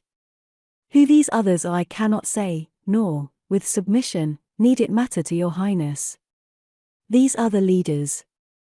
Once these are crushed, the others will be without direction. A seven-headed hydra, of which these are the heads. If I lop off these heads. He paused. Yes, yes. But have you heard none others named in these councils? He leaned forward a little, his eyes intent upon Bellarion's face. None who are nearer to me. Think well, Master Bellarion, and be not afraid to name names, however great. Bellarion perceived here, almost by instinct, the peril of too great a reticence. Since they profess to labour on behalf of the Marquis John Giacomo, it is natural they should name him. But I have never heard it asserted that he has knowledge of their plot. Nor any other? The Marquis was singularly insistent. Nor any other, he repeated. Bellarion showed a blank face. Why? What other? Nay, sir. I am asking you. No, highness, he slowly answered. I recall the mention of no other. The prince sank back into his chair, his searching eyes never quitting the young man's face. Then he committed what in a man so subtle was a monstrous indiscretion, giving Bellarion the explanation that he lacked. You are not deep enough in their confidence yet. Return to their councils, and keep me informed of all that transpires in them. Be diligent, and you shall find me generous. Bellarion was genuinely aghast. Your highness will delay to strike when by delay you may imperil. He was sternly silenced. Is your counsel sought? You understand what I require of you. You have leave to go. But, highness, to return amongst them now, after openly coming here to you, will not be without its danger. The regent did not share his alarm. He smiled again. You have chosen a path of peril as I told you. But I will help you. I discover that I have letters from Facino humbly soliciting my protection for his adoptive son whilst in Casole. It is a petition I cannot disregard. Facino is a great lord in Milan these days. My court shall be advised of it, and it will not be considered strange that I make you free of the palace. You will persuade your confederates that you avail yourself of my hospitality so that you may abuse it in their interests. That should satisfy them, and I shall look to see you here this evening. Now go with God. Bellarion stumbled out distracted. Nothing had gone as he intended after that too promising beginning. Perhaps had he not disclosed himself as Facino Cane's adoptive son, he would not have supplied the regent with a pretense that should render plausible his comings and goings. But the necessity for that disclosure was undeniable. His conduct had been dictated by the conviction that he could do for the Lady Valeria what she could not without self-betrayal do for herself. Confidently he had counted upon instant action of the regent to crush the conspirators, and so make the princess safe from the net in which their crazy ambitions would entangle her. Instead he had made the discovery from the single indiscretion of the regent that the Marquis Theodore was already fully aware of the existence of the conspiracy and of the identity of some, if not all, of the chief conspirators. That was why he had so readily accepted Bellarion's tale. The disclosure agreed so completely with the regent's knowledge that he had no cause to doubt Bellarion's veracity. And finding him true in these most intimate details, he readily believed true the rest of his story and the specious account of his own intervention in the affair. Possibly Bellarion's name was already known to him as that of one of the plotters who met at Barbaresco's house. Far, then, from achieving his real purpose, all that Bellarion had accomplished was to offer himself as another and apparently singularly apt instrument for the regent's dark purposes. It was a perturbed Bellarion, a Bellarion who perceived in what dangerous waters he was swimming, who came back that noontide to Barbaresco's house. The warning. They were very gay that night at the hospitable court of the Marquis Theodore. A comedy was performed early in the evening, a comedy which Fra Serafino in his chronicle describes as lascivious, by which he may mean no more than playful. Thereafter there was some dancing in the long hall, of which the regent himself set the example, leading forth the ugly but graceful young Princess of Maria. His nephew, the Marquis John Giacomo, followed with the Countess of Ronseco, who would have declined the honor if she had dared, for the boy's cheeks were flushed, his eyes glazed, his step uncertain, and his speech noisy and incoherent. And there were few who smiled as they observed the drunken antics of their future prince. Once, indeed, the regent paused, grave and concerned of countenance, to whisper an admonition. The boy answered him with a bray of insolent laughter, and flung away, dragging the pretty countess with him. It was plain to all that the gentle, knightly regent found it beyond his power to control his unruly, degenerate nephew. Amongst the few who dared to smile was Messer Castruccio di Fenestrella, radiant in a suit of cloth of gold, who stood watching the mischief he had made. For it was he who had first secretly challenged John Giacomo to a drinking bout during supper, and afterwards urged him to dance with the pretty wife of stiff-necked Ronseco. A while he stood looking on. Then, wearying of the entertainment, he sauntered off to join a group apart of which the Lady Valeria was the centre. Her ladies, Deianira and Isotta, were with her, the pedant Corsario, looking even less pedantic than his habit, and a half-dozen gallants who among them made all the chatter. Her Highness was pale, and there was a frown between her eyes that so wistfully followed her unseemly brother, inattentive of those about her, some of whom from the kindliest motives sought to distract her attention. Her cheeks warmed a little at the approach of Castruccio, who moved into the group with easy, insolent grace. "My lord is gay tonight," he informed them lightly. None answered him. He looked at them with his flickering, shifty eyes, a sneering smile on his lips. "So are not you," he informed them. "You need enlivening." He thrust forward to the princess, and bowed. "Will your highness dance?" She did not look at him. Her eyes were fixed, and their glance went beyond him and was of such intensity that Messer Castruccio turned to seek the object of that curious contemplation. Down the hall came striding Messer Aliprandi, the orator of Milan, and with him a tall, black-haired young man, in a suit of red that was more conspicuous than suitable of fashion to the place or the occasion.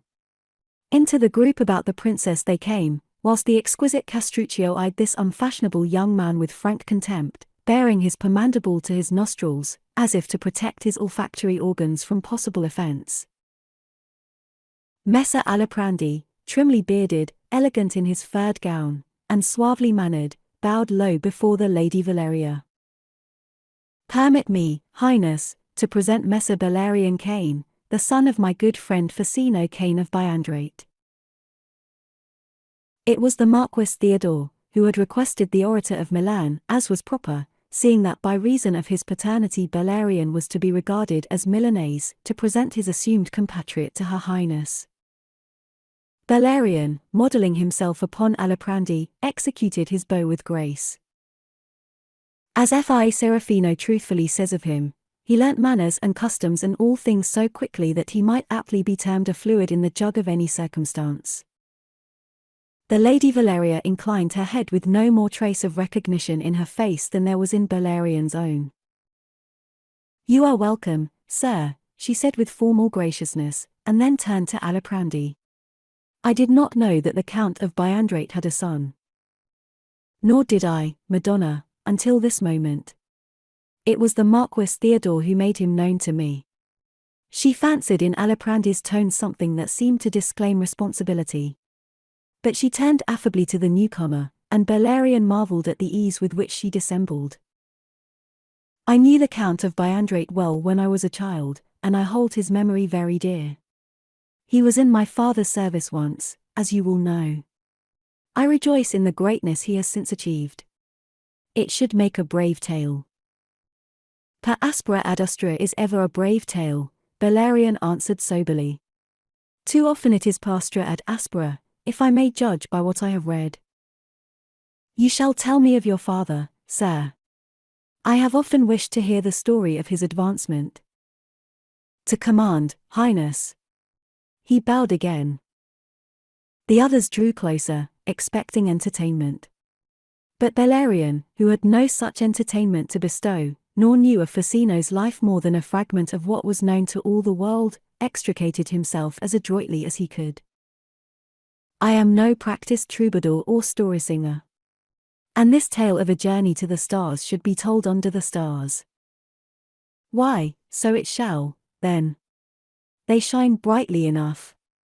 You shall show me Facino's and perhaps your own." She rose and commanded her ladies to attend her. Castruccio fetched a sigh of relief. "Give thanks," he said audibly to those about him, "for heaven's mercy which has spared you this weariness." The door at the end of the hall stood open to the terrace and the moonlight. Thither the princess conducted Bellarion, her ladies in close attendance. Approaching the threshold they came upon the Marquis John Giacomo, reeling clumsily beside the Countess of Ronsecco, who was almost on the point of tears. He paused in his caperings that he might ogle his sister. "Where do you go, Valeria? And who's this Longshanks?" She approached him. "You are tired, John Nino, and the Countess, too, is tired. You would be better resting a while." "Indeed, Highness," cried the young Countess, eagerly thankful. But the Marquis was not at all of his sister's wise opinion. "Tired? Resting? You're childish, Valeria. Always childish. Childish and meddlesome. Poking your long nose into everything. Some day you'll poke it into something that'll sting it. And what will it look like when it's stung? Have you thought of that?" He laughed derisively, and caught the Countess by the arm. "Let's leave Longnose and Longshanks." "Ha! Ha!" His idiotic laughter shrilled up. He was ravished by his own humor. He let his voice ring out that all might hear and share the enjoyment of his comical conceit. "Longnose and Longshanks. Longnose and Longshanks." Said she to him, "Your Longshanks I adore." Said he to her, "Your Longnose I deplore." Screaming with laughter he plunged forward to resume the dance, trod upon one of his trailing, exaggerated sleeves, tripped himself, and went sprawling on the tessellated floor, his laughter louder and more idiotic than ever. A dozen ran to lift him. The princess tapped Bellarion sharply on the arm with her fan of ostrich plumes. Her face was like graven stone. "Come," she commanded, and passed out ahead of him. On the terrace she signed to her ladies to fall behind whilst with her companion she moved beyond earshot along the marble balustrade, whose moonlit pallor was here and there splashed by the black tide of trailing plants. "Now, sir," she invited in a voice of ice, "will you explain this new identity and your presence here?" He answered in calm, level tones, "My presence explains itself when I tell you that my identity is accepted by His Highness the Regent. The son of Facino Cane is not to be denied the hospitality of the court of Montferrat." "Then why did you lie to me when?" No, no. This is the lie. This false identity was as necessary to gain admission here as was the painter's smock I wore yesterday, another lie. You ask me to believe that you. Indignation choked her. My senses tell me what you are, an agent sent to work my ruin. Your senses tell you either more or less, or else you would not now be here. And then it was as if the bonds of her self-control were suddenly snapped by the strain they sought to bear. Oh, God, she cried out. I am near distraction. My brother. She broke off on something akin to a sob. Outwardly Bellarion remained calm. Shall we take one thing at a time? Else we shall never be done. And I should not remain here too long with you. Why not? You have the sanction of my dear uncle, who sends you. Even so. He lowered his voice to a whisper. It is your uncle is my dupe, not you. That is what I expected you to say. You had best leave inference until you have heard me out. Inference, Highness, as I have shown you once already, is not your strength. If she resented his words and the tone he took, she gave no expression to it. Standing rigidly against the marble balustrade, she looked away from him and down that moonlit garden with its inky shadows and tall yew hedges that were sharp black silhouettes against the faintly irradiated sky. Briefly, swiftly, lucidly, Bellarion told her how her message had been received by the conspirators. You thought to checkmate them. But they perceived the move you have overlooked, whereby they checkmate you. This proves what already I have told you, that they serve none but themselves. You and your brother are but the instruments with which they go to work. There was only one way to frustrate them, one only way to serve and save you. That way I sought. She interrupted him there. You sought? You sought? Her voice held bewilderment, unbelief, and even some anger. Why should you desire to save or serve me? If I could believe you, I must account you impertinent. You were a messenger, no more. Was I no more when I disclosed to you the true aims of these men and the perils of your association with them? You were more, she said bitterly. But what were you? Your servant, Madonna, he answered simply. Ah, yes. I had forgotten. My servant. Sent by Providence, was it not? You are bitter, lady, said Bellarion. Am I? She turned at last to look at him. But his face was no more than a faint white blur. Perhaps I find you too sweet to be real. He sighed. The rest of my tale will hardly change that opinion. Is it worthwhile continuing? He spoke without any heat, a little wistfully. It should be entertaining if not convincing. For your entertainment, then, what you could not do without destroying yourself was easily possible to me.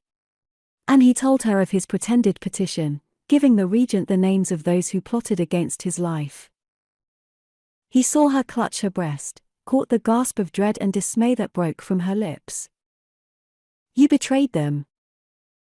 Was it not what you announced that you would do if they did not abandon their plan of murder? I was your deputy, no more. When I presented myself as Facino Cane's adopted son, I was readily believed, because the regent cared little whether it were true or not, since in me he perceived the very agent that he needed. Now at last we have something that does not strain belief. Will it strain belief that the regent was already fully informed of this conspiracy? What? Why else should he have trusted or believed me? Of his own knowledge he knew that what I told him was true. He knew and he held his hand. Again the question was made scornful by unbelief. Because he lacked evidence that you, and, through you, your brother, were parties to the plot. What to him are Barbaresco's shabby crew? It is the Marquis John Giacomo who must be removed in such a manner as not to impair the Lord Regent's credit. To gather evidence am I now sent. She tore an ostrich plume from her fan in her momentary passion. You do not hesitate to confess how you betray each in turn, Barbaresco to the regent, the regent to me, and now, no doubt, me to the regent. As for the last, Madonna, to betray you I need not now be here. I could have supplied the regent with all the evidence he needs against you at the same time that I supplied the evidence against the others. She was silent, turning it over in her mind. And because her mind was acute, she saw the proof his words afforded. But because afraid, she mistrusted proof. It may be part of the trap, she complained.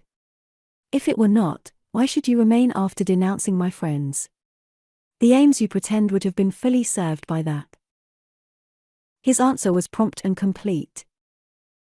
If I had departed, you would never have known the answer of those men whom you trust, nor would you have known that there is a Judas amongst them already. It was necessary to warn you. Yes, she said slowly. I see, I think. And then in sudden revolt against the conviction he was forcing upon her, and in tones which if low were vehement to the point of fierceness, necessary, she cried, echoing the word he had used. Necessary. How was it necessary? Whence this necessity of yours? A week ago you did not know me. Yet for me, who am nothing to you, whose service carries no reward, you pretend yourself prepared to labor and to take risks involving even your very life. That is what you ask me to believe. You suppose me mad, I think. As she faced him now, she fancied that a smile broke upon that face so indistinctly seen. His voice, as he answered her, was very soft. It is not mad to believe in madness. Madness exists, Madonna. Set me down as suffering from it. The air of the world is proving too strong and heady, perhaps, for one bred in cloisters. It has intoxicated me, I think. She laughed chillingly. For once you offer an explanation that goes a little lame. Your invention is failing, sir. Nay, lady, my understanding, he answered sadly. She set a hand upon his arm. He felt it quivering there, which surprised him almost as much as the change in her voice, now suddenly halting and unsteady. Messer Bellarion, if my suspicions wound you, set them down to my distraction. It is so easy, so dangerously easy, to believe what we desire to believe. I know, he said gently. Yet when you've slept on what I've said, you'll find that your safety lies in trusting me. Safety? Am I concerned with safety only? Tonight you saw my brother. I saw. If that is Messer Castruccio's work. Castruccio is but a tool. Come, sir. We talk in vain. She began to move along the terrace towards her waiting ladies. Suddenly she paused. I must trust you, Sir Bellarion. I must, or I shall go mad in this ugly tangle. I'll take the risk. If you are not true, if you win my trust only to abuse it and work the evil will of the regent, then God will surely punish you. I think so, too, he breathed. Tell me now, she questioned, what shall you say to my uncle? Why, that I have talked with you fruitlessly, that either you have no knowledge of Barbaresco or else you withheld it from me. Shall you come again? If you desire it. The way is open now. But what remains to do? You may discover that. Thus she conveyed that, having resolved to give him her trust, she gave it without stint. They came back into the hall, where stiff and formally Bellarion made his valedictory bow, then went to take his leave of the regent. The regent disengaged himself from the group of which he was the centre, and, taking Bellarion by the arm, drew him apart a little. I have made a sounding, Bellarion informed him. Either she mistrusts me, or else she knows nothing of Barbaresco. Be sure of the former, sir, said the regent softly. Procure credentials from Barbaresco, and try again. It should be easy, so. 11. Under suspicion. At Barbaresco's a surprise awaited Messer Bellarion. The whole company of plotters swarmed about him as he entered the long dusty room of the mezzanine, and he found himself gripped at once between the fierce Casella and the reckless Spigno. He did not like their looks, nor those of any man present. Least of all did he like the looks of Barbaresco, who confronted him, oily and falsely suave of manner. "Where have you been, Master Bellarion?" He realized that he had need of his wits. He looked round with surprise and contempt in his stare. "Oh, yes, you're conspirators to the life," he told them. "You see a spy in every neighbor, a betrayal in every act. Oh, you have eyes, but no wit to inform your vision. God help those who trust you. God help you all." He wrenched at the arms that held him. "Let me go, fools." Barbaresco licked his lips. His right hand was held behind his back.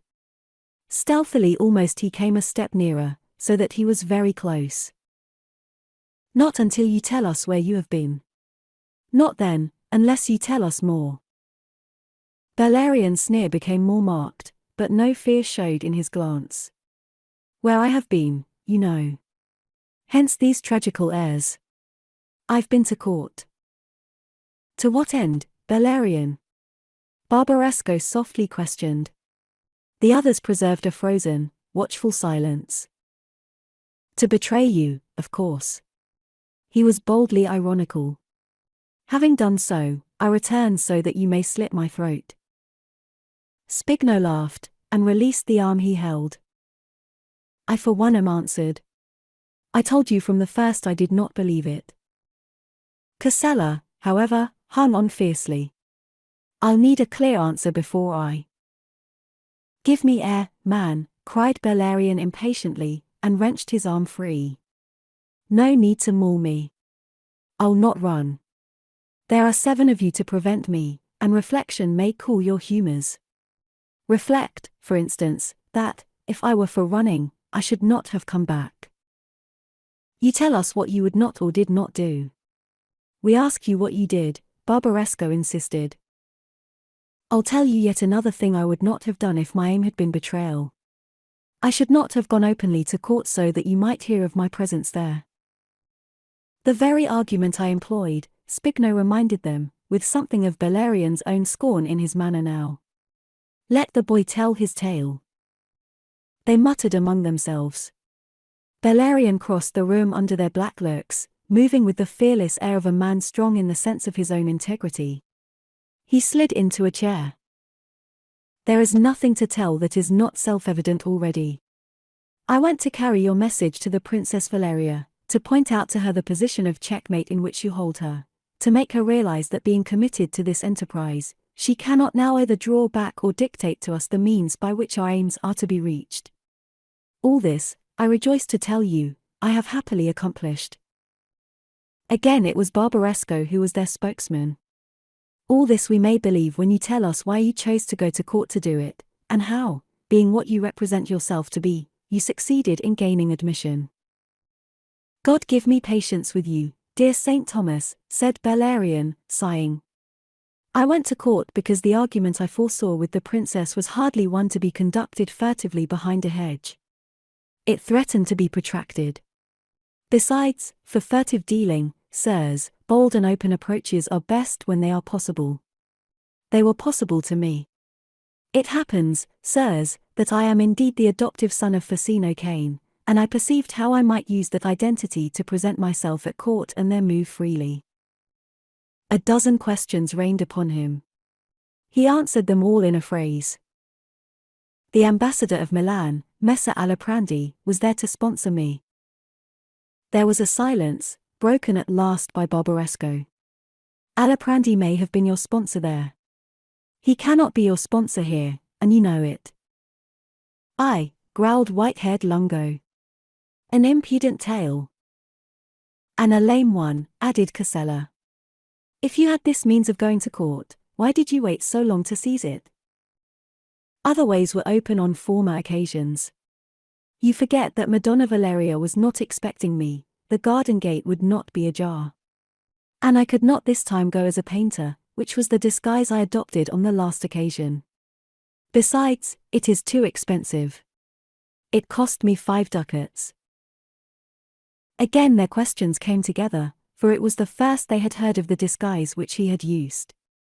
He told them at last the story. And he saw that it pleased them.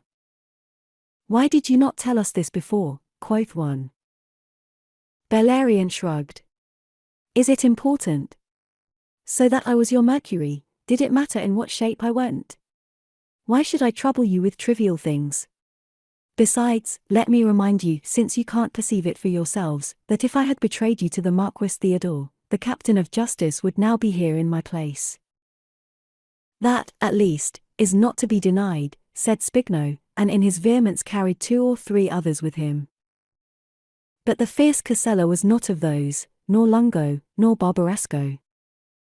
The latter least of all, for a sudden memory had stirred in him. His blue eyes narrowed until they were almost hidden in his great red cheeks. "How does it happen that none at court recognized in you the Pallas Amanuensis?" Bellarion perceived his danger, and learnt the lesson that a lie may become a clumsy obstacle to trip a man. But of the apprehension he suddenly felt, no trace revealed itself upon his countenance. "It is possible some did." "What then?" "Neither identity contradicts the other. And remember, pray, that Messer Aliprandi was there to avouch me." "But he cannot avouch you here," Barbaresco said again, and sternly asked, "Who can?" Bellarion looked at him, and from him to the others who seemed to await almost in breathlessness his answer. "Do you demand of me proof that I am the adoptive son of Facino Cane?" he asked. "So much do we demand it that unless you can afford it your sands are run, my cockerel," Casella answered him, his fingers on his dagger as he spoke. It was a case for bold measures if he would gain time. Given this, he knew that all things may become possible, and there was one particular thing his shrewd calculations accounted probable here if only he could induce them to postpone until tomorrow the slitting of his throat. "So be it. From here to Siliano it is no more than a day's ride on a good horse. Let one of you go ask the abbot of the Grazie the name of him Facino left in the convent's care." "A name?" cried Casella, sneering. "Is that all the proof?" "All if the man who goes is a fool. If not, he may obtain from the abbot a minute description of this Bellarion. If more is needed, I'll give you a note of the clothes I wore and the gear and money with which I left the Grazie that you may obtain confirmation of that, too." But Barbaresco was impatient. "Even so, what shall all this prove? It cannot prove you true. It cannot prove that you are not a spy sent hither to betray and sell us." "No," Bellarion agreed. "But it will prove that the identity on which I won to court is what I represent it, and that will be something as a beginning. The rest, if there is more, can surely wait." "And meanwhile?" Casella was beginning. "Meanwhile I am in your hands. You're never so bloodthirsty that you cannot postpone murdering me until you've verified my tale." That was what they fell to discussing among themselves there in his very presence, affording him all the excitement of watching the ball of his fate tossed this way and that among the disputants. In the end the game might have gone against him but for Count Spigno, who laboured Bellarion's own argument that if he had betrayed them he would never have incurred the risk of returning amongst them. In the end they deprived Bellarion of the dagger which was his only weapon, and then Barbaresco, Casella, and Spigno jointly conducted him above stairs to a shabby chamber under the roof. It had no windows, whence an evasion might be attempted, and was lighted by a glazed oblong some 10 feet overhead at the highest part of the sharply sloping ceiling. It contained no furniture, nor indeed anything beyond some straw and sacking in a corner which he was bidden to regard as his bed for that night and probably for the next. They pinioned his wrists behind him for greater safety, and Casella bade him be thankful that the cord was not being tightened about his neck instead. Upon that they went out, taking the light with them, locking the door, and leaving him a prisoner in the dark. He stood listening to their footsteps receding down the stairs, then he looked up at the oblong of moonlight in his ceiling. If the glass were removed, there would be room for a man to pass through and gain the roof. But considering the slope of it, the passage might as easily lead to a broken neck as to liberty, and in any case he had neither the power nor the means to reach it. He squatted upon the meagre bedding, with his chin almost upon his knees, in an attitude of extreme discomfort, making something in the nature of an assessment of his mental and emotional equipment. Seen now from the point of view of cold reason to which danger had sharply brought him, his career since leaving the peace of the Grazie a week ago seemed fantastic and incredible. Destiny had made sport with him. Sentimentality had led him by the nose. He had mixed himself in the affairs of a state through which he was no more than a wayfarer, because moved to interest in the fortunes of a young woman of exalted station who would probably dismiss his memory with a sigh when she came to learn how his throat had been cut by the self-seeking fools with whom so recklessly she had associated herself. It was, he supposed, a manifestation of that romantic and unreasonable phenomenon known as chivalry. If he extricated himself alive from this predicament, he would see to it that whatever follies he committed in the future, chivalry would certainly not be found amongst them. Experience had cured him of any leanings in that direction. It had also inspired doubts of the infallibility of his syllogism on the subject of evil. He suspected a flaw in it somewhere. For evil most certainly existed. His respect for the value of experience was rapidly increasing. He shifted his position, stretched himself out, and lay on his side, contemplating the patch of moonlight on the floor, and speculating upon his chances of winning out of this death trap. Of these he took an optimistic view. The assistance upon which Bellarion chiefly counted was that of the traitor amongst the conspirators, whom he strove vainly to identify in the light of their behavior that evening. Spigno had been the only one who by advocating Bellarion's cause had procured him this respite. Yet Spigno was one of the first to spring upon him dagger in hand, on his return from court. But the traitor, whoever he might be, would probably report the event to the Marquis Theodore, and the Marquis should take steps directly or indirectly to procure the release of one whom he must now regard as a valuable agent. That, thought Bellarion, was the probability. Meanwhile he would remember that probabilities are by no means certainties, and he would be watchful for an opportunity to help himself. On these reflections he must have fallen asleep, and he must have slept for some time, for, when suddenly he awakened, the patch of moonlight was gone from the floor. That was his first conscious observation. His second was that something was stirring near at hand.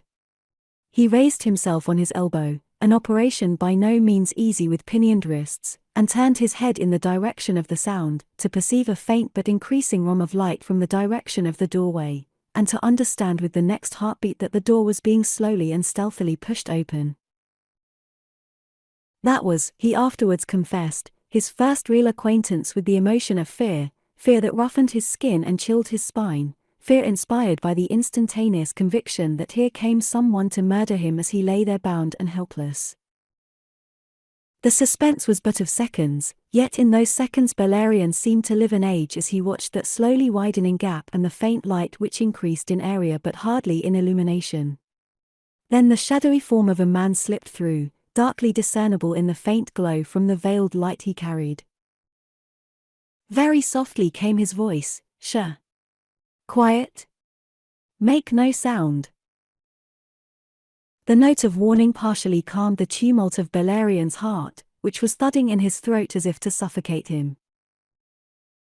As quietly as it had been opened the door was closed again, a thin and partially translucent mantle was pulled from the lantern it had been muffling, and the light beating through the horn panes was reflected from the floor and walls upon the lean, aquiline features of Count Spigno. Bellarion uttered something that sounded like a chuckle. "I was expecting you," said he. 12. Count Spigno. Spigno set the lantern on the floor, and came forward. "No need to talk," he muttered. "Roll over so that I can free your hands." He drew his dagger and with it cut Bellarion's bonds. "Take off your shoes. Make haste." Bellarion squatted upon his bedding, and with blundering fingers, still numb from the thong, he removed his footgear. His wits worked briskly, and it was not at all upon the subject of his escape that they were busy. Despite his late resolves, and although still far from being out of peril, with the chance of salvation no more than in sight, he was already at his knight-errantry again. He stood up at last, and Spigno was whispering urgently. "Wait. We must not go together. Give me 5 minutes to win clear, then follow. Bellarion considered him, and his eyes were very grave. But when my evasion is discovered, he was beginning. Spigno impatiently broke in, explaining hurriedly. I am the last they will suspect. The others are all here tonight. But I pleaded urgent reasons why I could not remain. I made a pretense of departing, then hid below until all were asleep. They will be at each other's throats in the morning over this. He smiled darkly in satisfaction of his cunning. I'll take the light. You know your way about this house better than I do. Tread softly when you come. He was turning to take up the lantern when Bellarion arrested him. You'll wait for me outside. To what end? Nay, now. There is no purpose in that. Let me come with you, then. If I should stumble in the dark, they'll be upon me.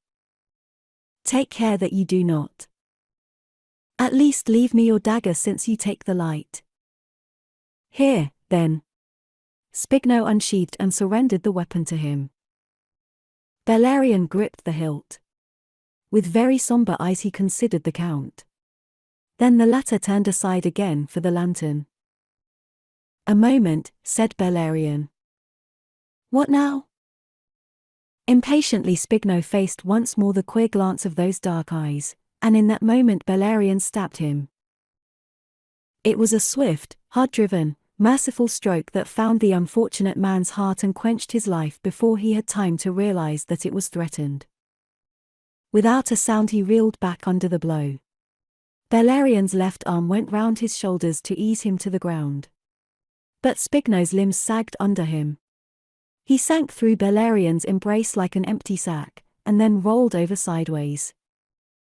The murderer choked back a sob. His legs were trembling like empty hose with which the wind makes sport. His face was leaden-hued and his sight was blurred by tears. He went down on his knees beside the dead count, turned him on his back, straightened out the twitching limbs, and folded the arms across the breast. Nor did he rise when this was done.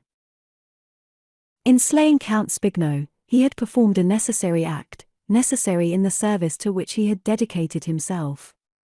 Thus at a blow he had shattered the instrument upon which the Marquis Theodore was depending to encompass his nephew's ruin, and the discovery tomorrow of Spigno's death and Bellarion's own evasion, in circumstances of unfathomable mystery, must strike such terror into the hearts of the conspirators that there would probably be an end to the plotting which served no purpose but to advance the regent's schemes. Yet, despite these heartening reflections, Bellarion could not shake off his horror. He had done murder, and he had done it in cold blood, deliberate and calculatingly. Worse than all, his convent rearing asserting itself here, he had sent a man unshriven to confront his maker. He hoped that the unexpectedness with which Spigno's doom had overtaken him would be weighed in the balance against the sins which death had surprised upon him. That is why he remained on his knees and with joined hands prayed fervently and passionately for the repose of the soul which he had despatched to judgment. So intent was he that he took no heed of the precious time that was meanwhile speeding. For perhaps a quarter of an hour he continued there in prayer, then crossing himself he rose at last and gave thought to his own escape. Thrusting his shoes into his belt and muffling the lantern as Spigno had muffled it, he set out, the naked dagger in his right hand. A stair creaked under his step and then another, and each time he checked and caught his breath, listening intently. Once he fancied that he heard a movement below, and the sound so alarmed him that it was some moments before he could proceed. He gained the floor below in safety, and rounding the balusters continued his cautious descent towards the mezzanine, where, as he knew, Barbaresco slept. Midway down he heard that sound again, this time unmistakably the sound of someone moving in the passage to the right, in the direction of Barbaresco's room. He stopped abruptly, and thrust the muffled lantern behind him, so that the faint glow of it might not beat downwards upon the gloom to betray him. He was conscious of pulses drumming in his temples, for shaken by the night's events he was now become an easy prey to fear. Suddenly to his increasing horror, another, stronger light fell along the passage. It grew steadily as he watched it, and with it came a sound of softly shod feet, a mutter in a voice that he knew for Barbaresco's, and an answering mutter in the high-pitched voice of Barbaresco's old servant. His first impulse was to turn and flee upwards, back the way he had come. But thus he would be rushing into a trap, which would be closed by Barbaresco's guests, who slept most probably above. Then, bracing himself for whatever fate might send, he bounded boldly and swiftly forward, no longer troubling to tread lightly. His aim was to round the stairs and thereafter trust to speed to complete the descent and gain the street. But the noise he made brought Barbaresco hurrying forward, and at the foot of that flight they confronted each other, Bellarion's way barred by the gentleman of Casale, who loosed at sight of him a roar that roused the house. Barbaresco was in bedgown and slippers, a candle in one hand, his servant following at his heels. He was unarmed. But not on that account could he shirk the necessity of tackling and holding this fugitive, whose flight itself was an abundant advertisement of his treachery, and whose evasion now might be attended by direst results. He passed the candle to his servant, and flung himself bodily upon Bellarion, pinning the young man's arms to his sides, and roaring lustily the while. Bellarion struggled silently and grimly in that embrace which was like the hug of a bear, for despite his corpulence Barbaresco was as strong as he was heavy. But the grip he had taken, whilst having the advantage of pinning down the hand that held the dagger, was one that it is impossible long to maintain upon an opponent of any vigour, and before he could sufficiently bend him to receive his weight, Bellarion had broken loose. Old Andrea, the servant, having set the candle upon the floor, was running in now to seize Bellarion's legs. He knocked Andrea over, winded by a well-directed kick in the stomach, then swung aloft his dagger as Barbaresco rushed at him again. It was in his mind, as he afterwards declared, that he did not desire another murder on his soul that night. But if another murder there must be, he preferred that it should not be his own. So he struck without pity. Barbaresco swerved, throwing up his right arm to parry the blow, and received the long blade to the hilt in his fleshy forearm. He fell back, clapping his hand to the bubbling wound and roaring like a bull in pain, just as Casella, almost naked, but sword in hand, came bounding down the stairs with Lungo and yet another following. For a second it seemed to Bellarion that he had struck too late. If he attempted now to regain the staircase he must inevitably be cut off, and how could he hope with a dagger to meet Casella's sword? Then, on a new thought, he darted forward, and plunged into the long room of that mezzanine. He slammed the door, and shot home the bolts, before Casella and Lungo brought up against it on the other side. He uncovered at last his lantern and set it down. He dragged the heavy table across the door, so as to reinforce it against their straining shoulders. Then snatching up the cloak in which the lantern had been muffled he made for the window, and threw it open. He paused to put on his shoes, what time the baffled conspirators were battering and straining at the door. Then he forced the naked dagger as far as it would go into the empty sheath that dangled from his own belt, and tied a corner of the cloak securely to one of the stone mullions so that some 5 or 6 feet of it dangled below the sill. Onto this sill he climbed, turned, knelt, and laid hold of the cloak with both hands.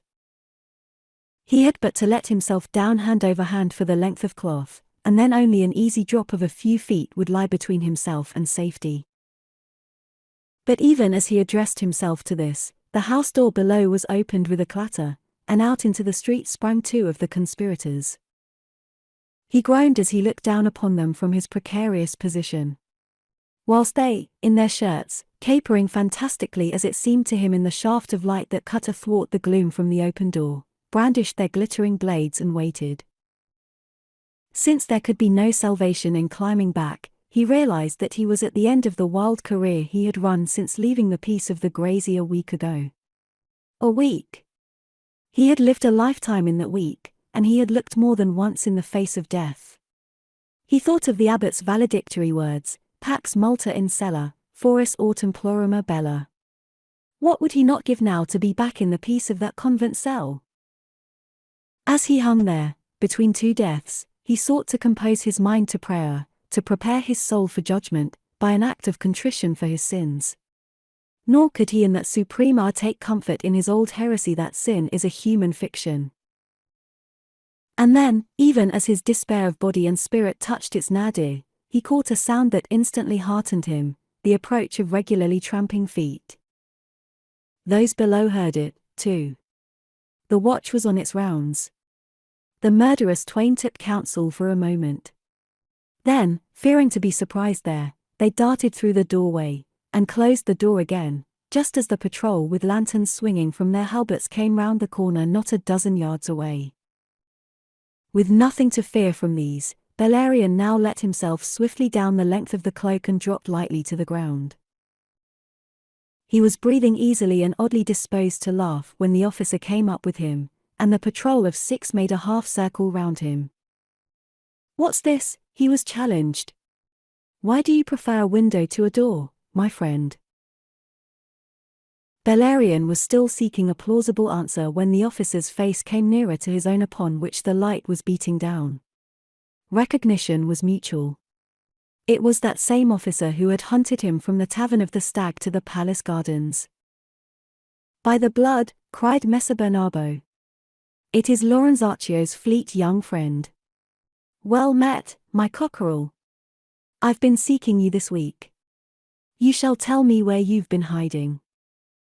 13. The Trial. The court of the Podesta of Casole was commonly well attended, and often some of the attendants would be distinguished.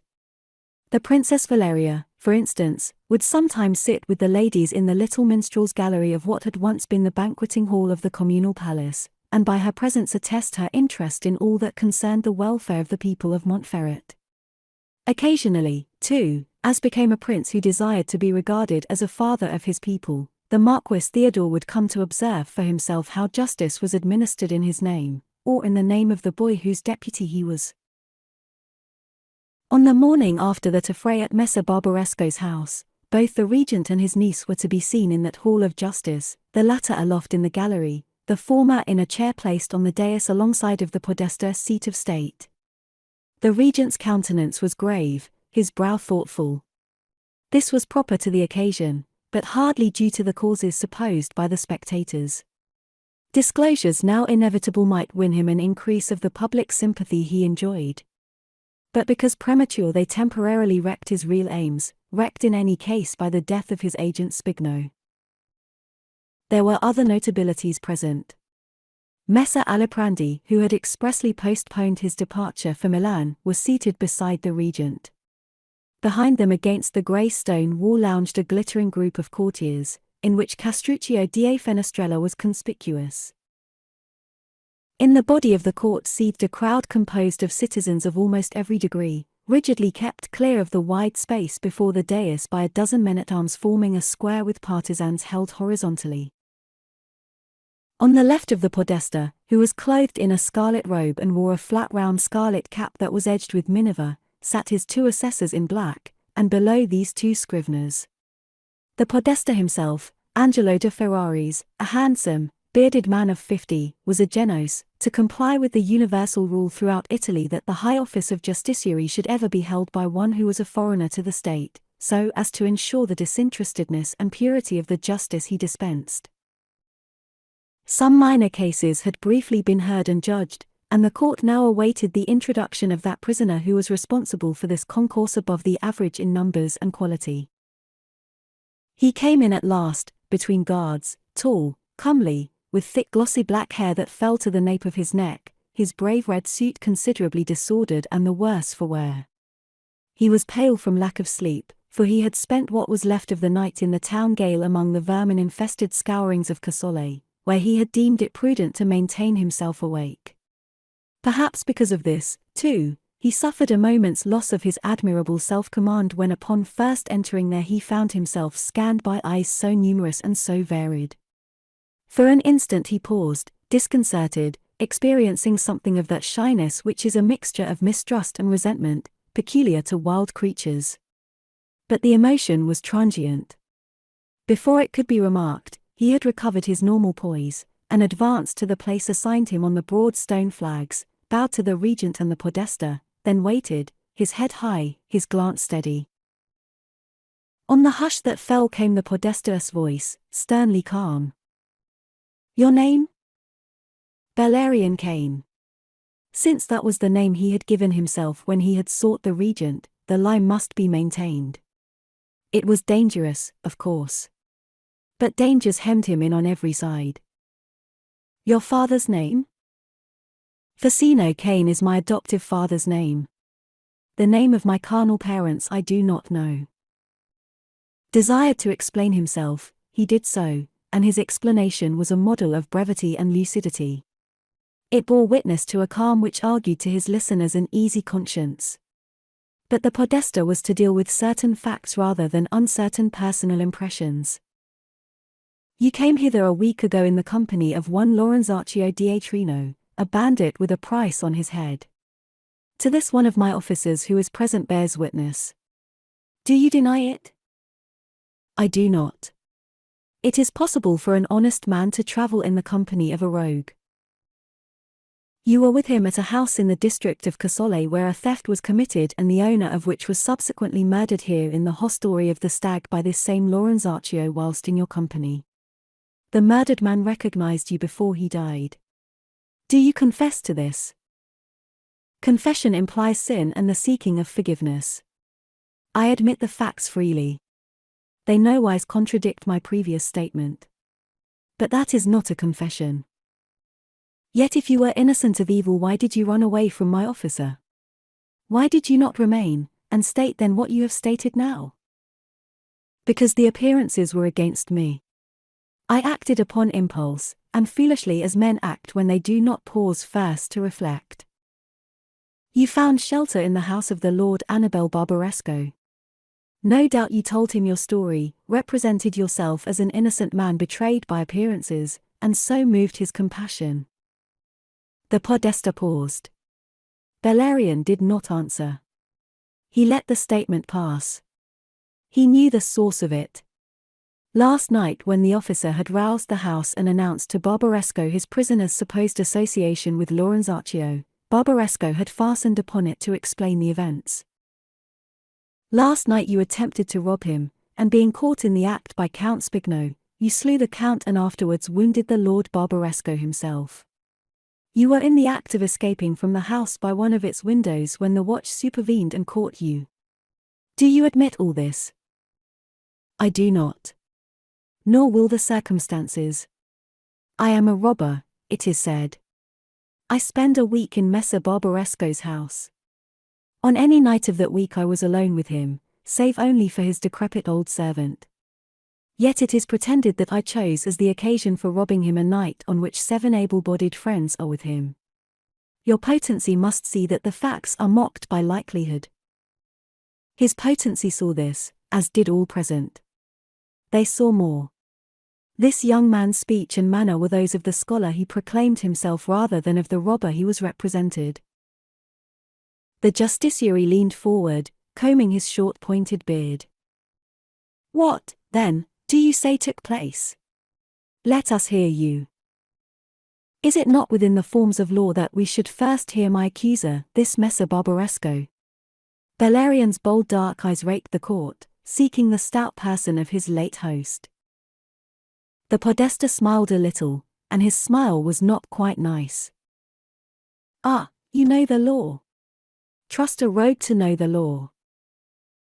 Which is to make a rogue of every lawyer in the land, said Bellarion, and was rewarded by a titter from the crowd, pleased with a sarcasm that contained more truth than he suspected.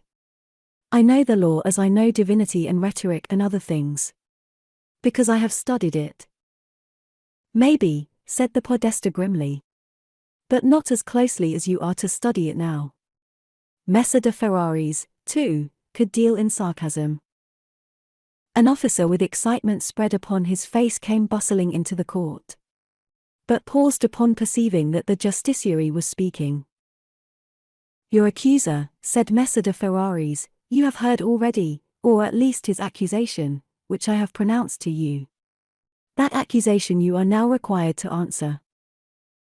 Required, said Bellarion, and all marvelled at the calm of this man who knew no fear of persons. By what am I so required? Not by the law, which prescribes that an accused shall hear his accuser in person and be given leave to question him upon his accusations. Your Excellency should not be impatient that I stand upon the rights of an accused. Let Messer Barbaresco come forth, and out of his own mouth he shall destroy his falsehood. His manner might impress the general, but it did not conciliate his judge. Why, rogue, do you command here? The law does, said Bellarion, and I voice the law. You voice the law. The podesta smiled upon him. Well, well. I will be patient as you bid me in your impudence. Messer Barbaresco shall be heard. There was an infinite threat in his tone. He leaned back, and looked round the court. Let Messer Barbaresco stand forth. There was a rustle and mutter of expectation through the court, for this stiff-necked young cockerel promised to give good entertainment. Then the excited officer who had lately entered thrust forward into the open space. Excellency, Messer Barbaresco is gone. He left Casole at sunrise, as soon as the gates were opened, and with him went the 6 whose names were on Messer Bernarbo's list. The captain of the Lombard Gate is here to speak to it.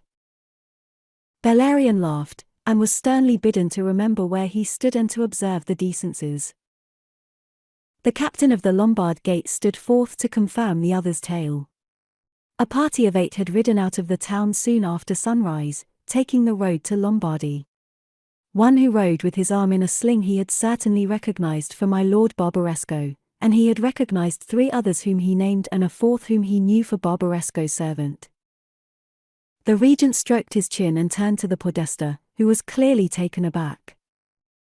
Why was this permitted? He asked sternly. The podesta was ill at ease. I had no news of this man's arrest until long after sunrise. But in any case it is not usual to detain accusers. To detain them, no. But to take certain precautions where the features are so peculiar. Their peculiarity, Highness, with submission, becomes apparent only in this flight. The regent sank back in his chair, and his pale blue eyes were veiled behind lowered lids.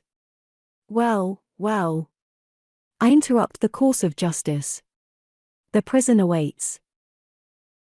A little bewildered, not only by the turn of events, but by the regent's attitude, the podesta addressed Bellarion with a little less judicial sternness.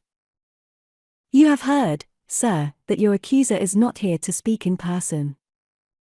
Again Bellarion laughed. I have heard that he has spoken. His flight is an eloquent testimony to the falsehood of his charge. Sir, the podesta admonished him. You are to satisfy this court. You are to afford us your own version of what took place that the ends of justice may be served. Now here was a change of tone, thought Bellarion, and he was no longer addressed contemptuously as rogue. He took full advantage of it. I am to testify. Why, so I will. He looked at the regent, and found the regent's eyes upon him, stern and commanding in a face that was set. He read its message. But there is little to which I can speak, for I do not know the cause of the quarrel that broke out between Count Spigno and Messer Barbaresco. I was not present at the beginnings. I was drawn to it by the uproar, and when I arrived, Count Spigno was already dead. At sight of me, perhaps because I was a witness and might inform against them, I was set upon by Messer Barbaresco and his friends. I wounded Barbaresco, and so got away, locking myself in a room. I was escaping thence by a window when the watch came up. That is all I can say. It was a tale, he thought, that must convey to the regent the full explanation. But whatever it may have done in that quarter, it did not satisfy the podesta. I could credit this more easily, said the latter, but for the circumstance that Count Spigno and yourself were fully dressed, whilst Messer Barbaresco and the others were in their shirts. That in itself suggests who were the aggressors, who the attacked. It might but for the flight of Messer Barbaresco and the others.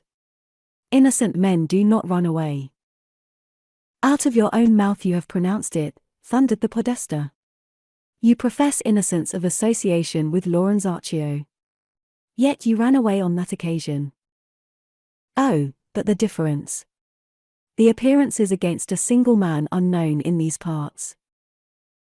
Can you explain how you and the dead count came to be dressed and the others not? It was more than a question. It was a challenge. Bellarion looked at the regent. But the regent made no sign. He continued to eye Bellarion coldly and sternly. Ready enough to tell the full lie he had prepared, yet he had the wit to perceive that the regent, whilst not suspecting its untruth, might find the disclosure inconvenient, in which case he would certainly be lost. As a spy, he reasoned, he could only be of value to the regent as long as this fact remained undiscovered. So he took his resolve. Why Count Spigno was dressed, I cannot say. My own condition was the result of accident. I had been to court last night. I returned late, and I was tired. I fell asleep in a chair, and slept until the uproar aroused me. Bellarion fancied that the regent's glance approved him. But the podesta slowly shook his head. A convenient tale, he sneered, but lame. Can you do no better? Can any man do better than the truth? Demanded Bellarion firmly, and in the circumstances impudently. You ask me to explain things that are outside my knowledge. We shall see. The tone was a threat. The hoist has often been known to stimulate a man's memory and to make it accurate. The hoist. Bellarion's spirit trembled, for all that his mien preserved its boldness. He looked again at the regent, this time for succor. The regent was whispering to Messer Aliprandi, and almost at once the orator of Milan leaned forward to address the podesta. May I speak a word in your court, my lord? The podesta turned to him in some surprise. It was not often that an ambassador intervened in the trial of a rogue accused of theft and murder. At your good pleasure, my lord. With submission, then, may I beg that, considering the identity claimed by this prisoner and the relationship urged with His Magnificence the Count of Biandrate, the proceedings against him be suspended until this identity shall have been tested by ordinary means. The ambassador paused. The podesta, supreme autocrat of justice, had thrown up his head, resentful of such very definite interference. But before he could answer, the regent was adding the weight of his support to the orator's request. However unusual this may be, Messer de Ferraris, he said, in his quiet, cultured voice, you will realize with me that if the prisoner's identity prove to be as he says, and if his present position should be the result of a chain of unfortunate circumstances, we should by proceeding to extremes merely provoke against Montferrat the resentment of our exalted friend the Count of Biandrate. Thus was it demonstrated to Bellarion how much may hang upon a man's wise choice of a parent. The podesta bowed his head. There was a moment's silence before he spoke.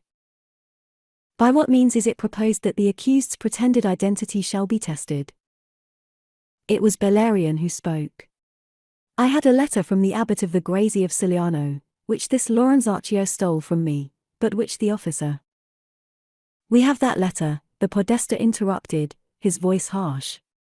It says nothing of your paternity, and for the rest it can prove nothing until you prove how it was acquired. He claims, Aliprandi interposed again, to come from the convent of the Grazie of Siliano, where Messer Facino Cane placed him some years ago. It should not be difficult, nor greatly delay the satisfaction of justice, to seek at the convent confirmation of his tale. If it is confirmed, let one of the fathers who knows him attend here to say whether this is the same man. The podesta combed his beard in silence. And if so, he inquired at last. Why, then, sir, your mind will be delivered at least of the prejudice created by this young man's association with a bandit. And you will be in better case to judge his share in last night's events. There, to the general disappointment, ended for the moment the odd affair of Bellarion Cane, which in the disclosures it foreshadowed had promised such unusual entertainment. The regent remained in court after Bellarion's removal, lest it be supposed that his interest in the administration of justice had been confined to that case alone. But Messer Aliprandi withdrew, as did most of those others who came from the palace, and amongst them, pale and troubled, went the Princess Valeria. To Deianira she vented something of her dismay and anger. "A thief, a spy, a murderer," she said. "And I trusted him that he might ruin all my hopes. I have the wages of a fool." "But if he were what he claims to be?" Mona Deianira asked her. "Would that make him any less what he is? He was sent to spy on me, that he might discover what was plotting. My heart told me so. Yet to the end I heeded rather his own false tongue." "But if he were a spy, why should he have urged you to break off relations with these plotters?" "So that he might draw from me a fuller revelation of my intentions. It was he who murdered Spigno, Spigno the shrewdest, the most loyal and trustworthy of them all. Spigno upon whom I depended to curb their recklessness and yet to give them audacity in season. And this vile creature of my uncle's has murdered him." Her eyes were heavy with unshed tears. "But if so, why was he arrested?" "An accident. That was not in the reckoning. I went to see how they would deal with that. And I saw." Madonna Deianira's vision, however, was less clear, or else clearer. "Yet I do not understand why he should murder the Count." "Do you not?" The princess laughed a little, quite mirthlessly. "It is not difficult to reconstruct the happening. Spigno was dressed, and so was he. Spigno suspected him, and followed him last night to watch him. The scoundrel's bold appearance at court was his one mistake, his inexplicable imprudence. Spigno taxed him with it on his return, pressed him, perhaps, with questions that unmasked him, and so to save his own skin this Bellarion slew the Count. Why else are the others all fled? Because they know themselves detected. Is it not all crystal clear?" The Lady Deianira shook her head. "If it was your brother's ruin the Marquis Theodore plotted, this surely frustrates his own ends. If it were as you say, Messer Bellarion would have spoken out boldly in court, and told his tale. Why, being what you suppose him, should he keep silent, when by speaking he could best serve the regent's purposes?" "I do not know," the princess confessed, "nor does any ever know the regent's purposes. He works quietly, craftily, slowly, and he will never strike until he is sure that the blow must be final. This rogue's conduct was an obedience to the regent's commands. Did you not see the looks that passed between them? Did you not see that when Messer Aliprandi intervened it was after a whisper from my uncle? But if this man were not what he says he is, what can the intervention avail in the end?" Madonna Valeria was wholly scornful now. "He may be what he claims and yet at the same time what I know him to be. Why not? Where is the contradiction? Yet I dare to prophesy. This Messer Bellarion will not again be brought to trial. The means will be afforded him of breaking prison." 14. Evasion. Bellarion was returned to the common gaol, which was perched high upon the city's red wall, to herd once more with the vile pariahs there incarcerated. But not for long. Within an hour came an order for his removal to a diminutive stone chamber whose barred and glazed window looked out upon a fertile green plain through which the broad, silvery ribbon of the river Po coiled its way towards Lombardy. Thither a little later in the afternoon came the Marquis Theodore to visit him, in quest of the true facts. Bellarion lied to him as fluently as he had lied earlier to the Podesta. But no longer with the same falsehoods. His tale now went very near the truth. He had come under the suspicion of the conspirators last night as a result of his visit to court. Explanations had been demanded, and he had afforded them, as he exactly stated. But conscience-making cowards of the conspirators, they bound him and locked him in a room until from Siliano they should have confirmation of his tale. Count Spigno, fearing that his life might be in danger, came in the night to set him free. "Which leads me to suspect," said Bellarion, "that Count Spigno, too, was an agent of your potencies. No matter. I keep to the events. The conspirators," he continued, "were more watchful than Spigno suspected. They came upon the twain just as Bellarion's bonds had been cut, and Spigno had, fortunately, thrust a dagger into his hand. They fell upon Spigno, and one of them, the confusion at the moment did not permit him to say which, stabbed the unfortunate count.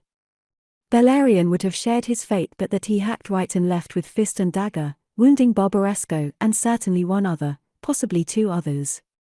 Thus he broke through them, flung down the stairs, locked himself in the room on the mezzanine, and climbed out of the window into the arms of the watch. If your Highness had not desired me to go to court, this would not have happened. But at least the conspirators are fled and the conspiracy is stifled in panic. Your Highness is now safe. Safe? His Highness laughed hard and cruelly. There was now in his mien none of that benignity which Montferrat was wont to admire in it. The pale blue eyes were hard as steel, a furrow at the base of his aquiline nose rendered sinister and predatory the whole expression of his countenance. Your blundering has destroyed the evidence by which I might have made myself safe.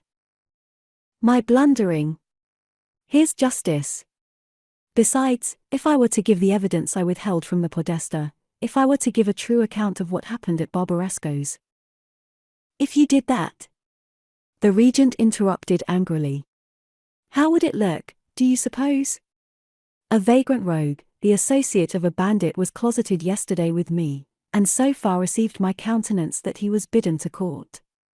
It would disclose a plot, indeed. It would be said that I plotted to fashion evidence against my nephew. Do you think that I have no enemies here in Casole and elsewhere in Montferrat besides Barbaresco and his plotters? If Spigno had lived, it would have been different, or even if we had Barbaresco and the others and could now wring the truth from them under torment. But Spigno is dead and the others gone. Bellarion deemed him bewildered by his own excessive subtleties. Does Barbaresco's flight give no colour to my tale? He asked quietly. Only until some other tale is told, as told it would be. Then what of the word of a rascal like yourself? And what of me who depend upon the word of so pitiful a knave? Your Highness starts at shadows. Bellarion was almost contemptuous. In the end it may be necessary to tell my tale if I am to save my neck. The regent's look and tone made Bellarion feel cold. Your neck? Why, what does your neck matter? Something to me, however little to your Highness. The regent sneered, and the hard eyes grew harder still. You become inconvenient, my friend. Bellarion perceived it. The regent feared lest investigation should reveal that he had actually fostered the conspiracy for purposes of his own, using first Count Spigno and then Bellarion as his agents. Aye, you become inconvenient, he repeated. Duke Gian Galeazzo would never have boggled over dealing with you. He would have wrung this precious neck by which you lay such store. Do you thank God that I am not Gian Galeazzo? He took the cloak from his left arm. From within its folds he let fall at Bellarion's feet a coil of rope. From his breast he drew two stout files which he placed upon Bellarion's stool. If you remove one of those bars, that should give you passage. Attach the rope to another, and descend by it at dusk. When you touch ground, you will be outside the walls. Go your ways and never cross the frontiers of Montferrat again. If you do, my friend, I promise you that you shall be hand out of hand for having broken prison. I should deserve it, said Bellarion. Your Highness need have no anxiety. Anxiety, you dog! The regent measured him with that cold glance a moment, then swung on his heel and left him. Next morning, when it was learnt that the prisoner had escaped, wild and varied were the speculations in Casole to explain it, and stern, searching, and fruitless the inquiry conducted by the governor of the prison. None was known to have visited Bellarion save only the Marquis Theodore, and only one person was so mad as to suppose that the regent had made possible the evasion. You see, said the Princess Valeria to her faithful Deianira. Has my prophecy been fulfilled? Was I not right in my reading of this sordid page? But in her dark eyes there was none of the exultation that verified conjecture so often brings. And at about the same time, Bellarion, having found a fisherman to put him across the Po beyond Frasinetto, was trudging mechanically along, safe now in the territory of Milan. But his thoughts went back to Montferrat and the Princess Valeria.